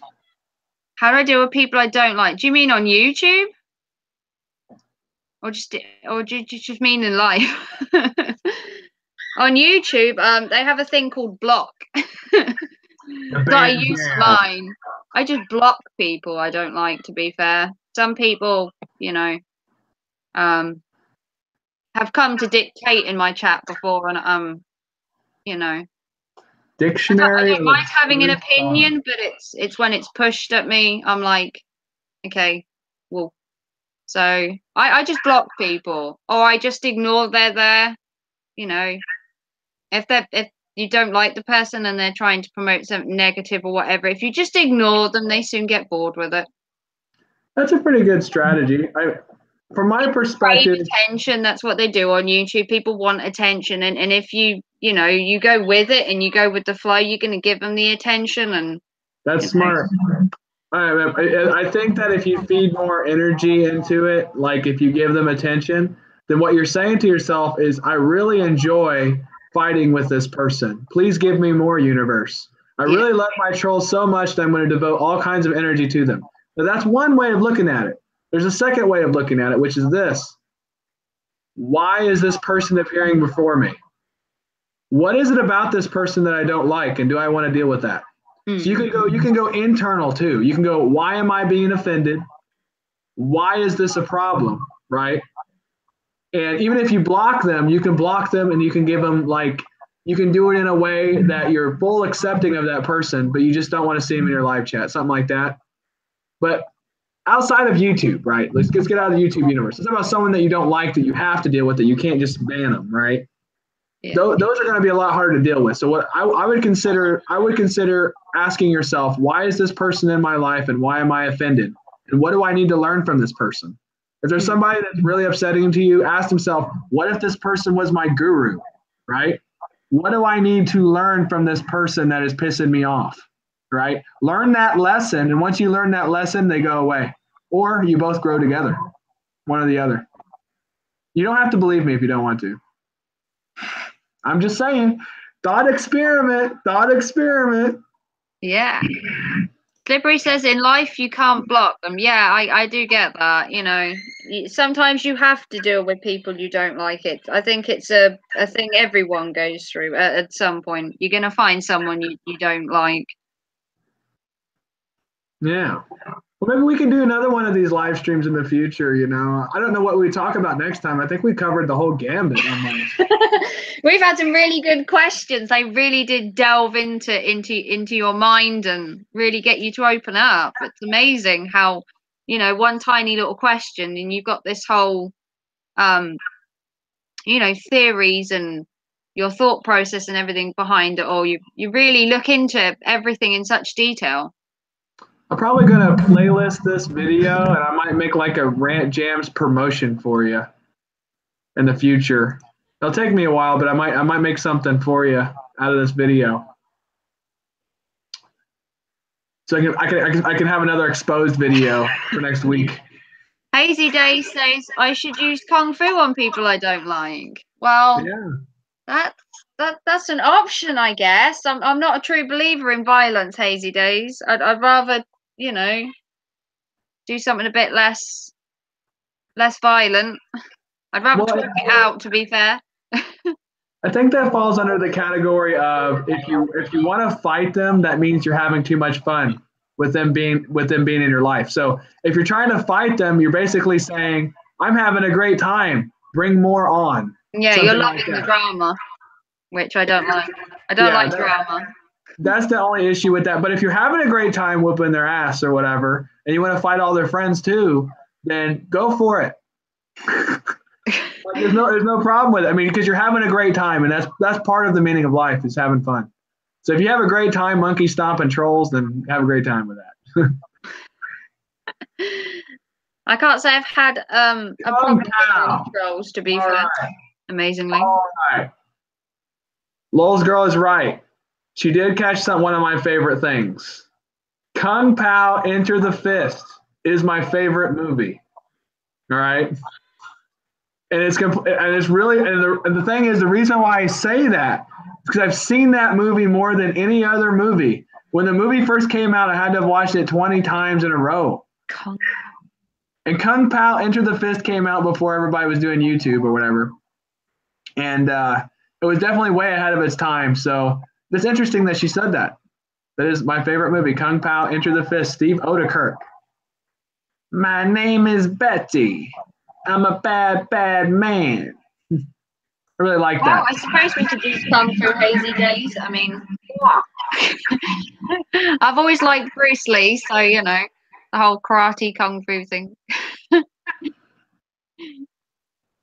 I love that movie. Yes. So we're down to the elite, the final 7. Oh yes, the milk duds. My nipples look like milk duds. Now we'll see who's the best. Oh my god. I think I have that whole movie like memorized. I'm pretty sure. I'm having a brain fart right now just because I'm like dazzled by the Kung Pao being shown up on the live chat. Like, I'm trying to figure out what the significance of this is. Like, why is Kung Pao coming back out of nowhere? I mean, to me, from my perspective, it's like it's coming out of thin air. But I know it's not coming out of thin air because it actually is my favorite movie. So, like, what's going on here? You can ask why is Rant Jam on my live stream. This is totally, you know, for me, that's totally out there. But you had preparation first. Remember, you had all those crazy conversations before you got to me that got you here. Hey, Emily Bird. How are you doing? Can you believe we have Rant Jams live in my stream? Rant Jams live. Congrats, Raven. Oh, thank you, Erica. I'm possibly dreaming right now, and I'm going to wake up, and this never happened. It did happen, though. And, like, the thing is that's how I feel. It feels weird. I'm like, oh, my God, Rant Jams is on here. I'm going to, you know, finish the stream, go back, and there's going to be no file that's going to have disappeared. It's like, no, this actually happened. I actually live streamed an hour and a half later and managed to have Rant Jam on my stream because I wasn't meant to stream at this time. I'm meant to have been on earlier. This is special circumstances. Gives me something to think about. If I'd have streamed earlier, you wouldn't have been on my stream. So maybe I had a reason to stream right now. That's a good thing to think about. Rant Jams is here for a reason, obviously. The people that are in this live chat are the most hardcore people on YouTube, I tell you. We got Slippery Fish, Lowell's Girl, Pretty Boy Clan still here, Girl Boss XX, Bowser. Who else is in here? Nathan Likes Drums.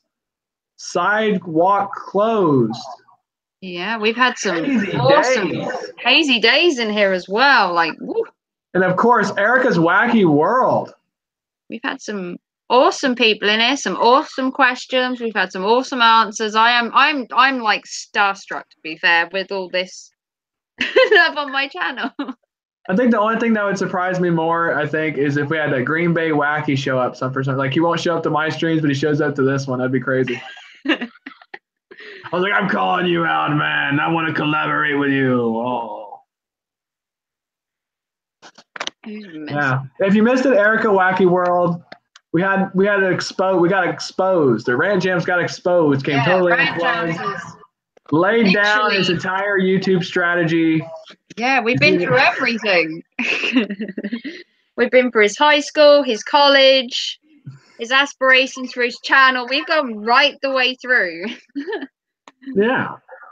The way I go about my business is a little different than my mom, though, because I basically told you everything without going into too many details. See that? How you can do that? Like I basically told you what I'm doing without telling you anything too personal. See, that's how you do it.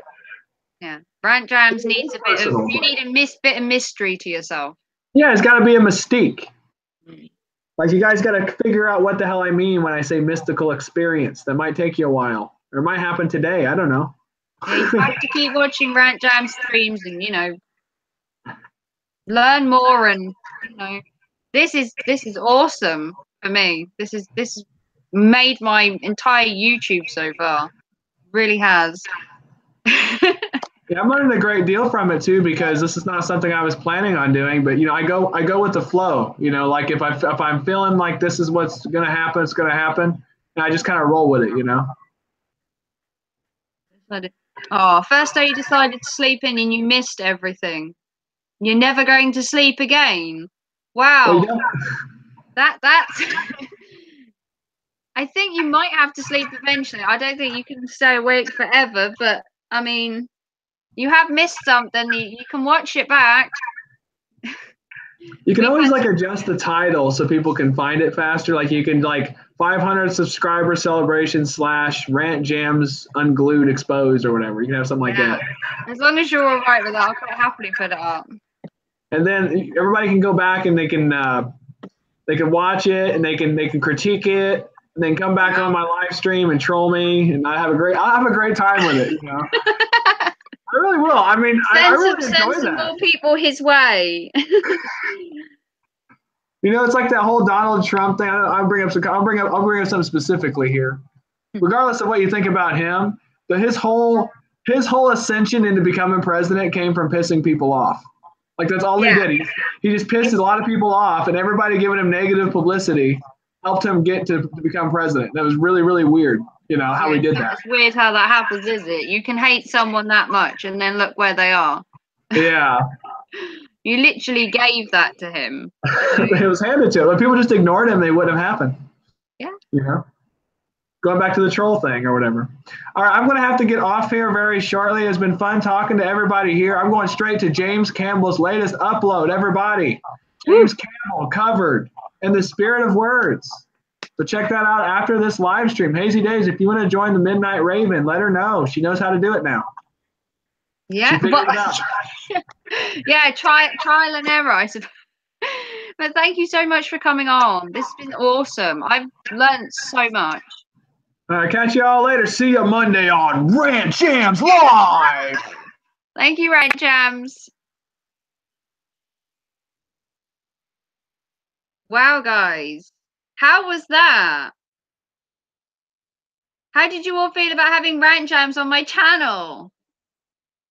Wow, that was a 500 stream if ever I saw one. Thank you to everyone that joined in. I hope you enjoyed this stream.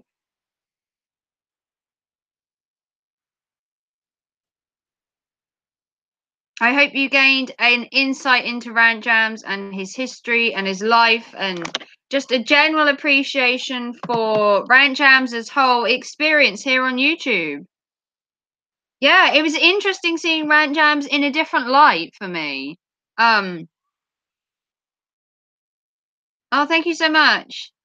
It was really cool to see Rant Jams as a different person compared to the guy on the screen that's jumping around the channel and is all over the place, and that it was good to see Rant Jams in a different light. You know, to see him, you know, a little bit out of his comfort zone, you know, really mellow out and give his opinions and his thought process and really give you something to think about. He's a very philosophical guy. He seems to have a lot of insight and a lot of knowledge, and he's totally different to how I see him on the actual stream that he does himself. I don't know if I brought him out of that or whether it was just meant to be, but I was meant to stream earlier and I didn't stream because I didn't feel like it. And then I was like, I said I would stream, so I better stream. And then I came on and I'm like, I've asked a couple of times, no one's going to come on my stream. And then Rance was like, I'll come on. Like, seriously, like, wow. Like, he's one of the top YouTubers at the minute for me personally. He's one of the guys I go to watch, to gain inspiration from. What did you miss? Verdict Squad, we just had a 2-hour conversation with Rant Jams live on my channel, totally exposed, and we delved right into Rant Jam. We went through his school life, his college life, we went through his music, his philosophical thing. We got talking about aliens and God, and oh, we've just done so much. You missed such a good stream, Verdict. We had Rant Jams live in for, I think it was around 2 hours. At least 2 hours he was here, I believe. I don't know what time I started streaming. It's now 9:15. And I've been streaming for like 6:30, I think I was streaming from. And he was in it for like 2 hours, Verdict. You missed an awesome stream. An absolutely awesome stream. Do catch the replay. Rant is, oh, he was awesome. I didn't expect anyone to come on, to be fair. I sat here and I was like, you know, I'll just see if anyone wants to come on. And then it was like Rant Jams wanted to come on. And it was like, boom, Rant Jams is in the house. And he was really crazy at first. And he was kind of, woo! And then we got talking and we really did have a philosophical and deep conversation for a good 2 hours. It was amazing.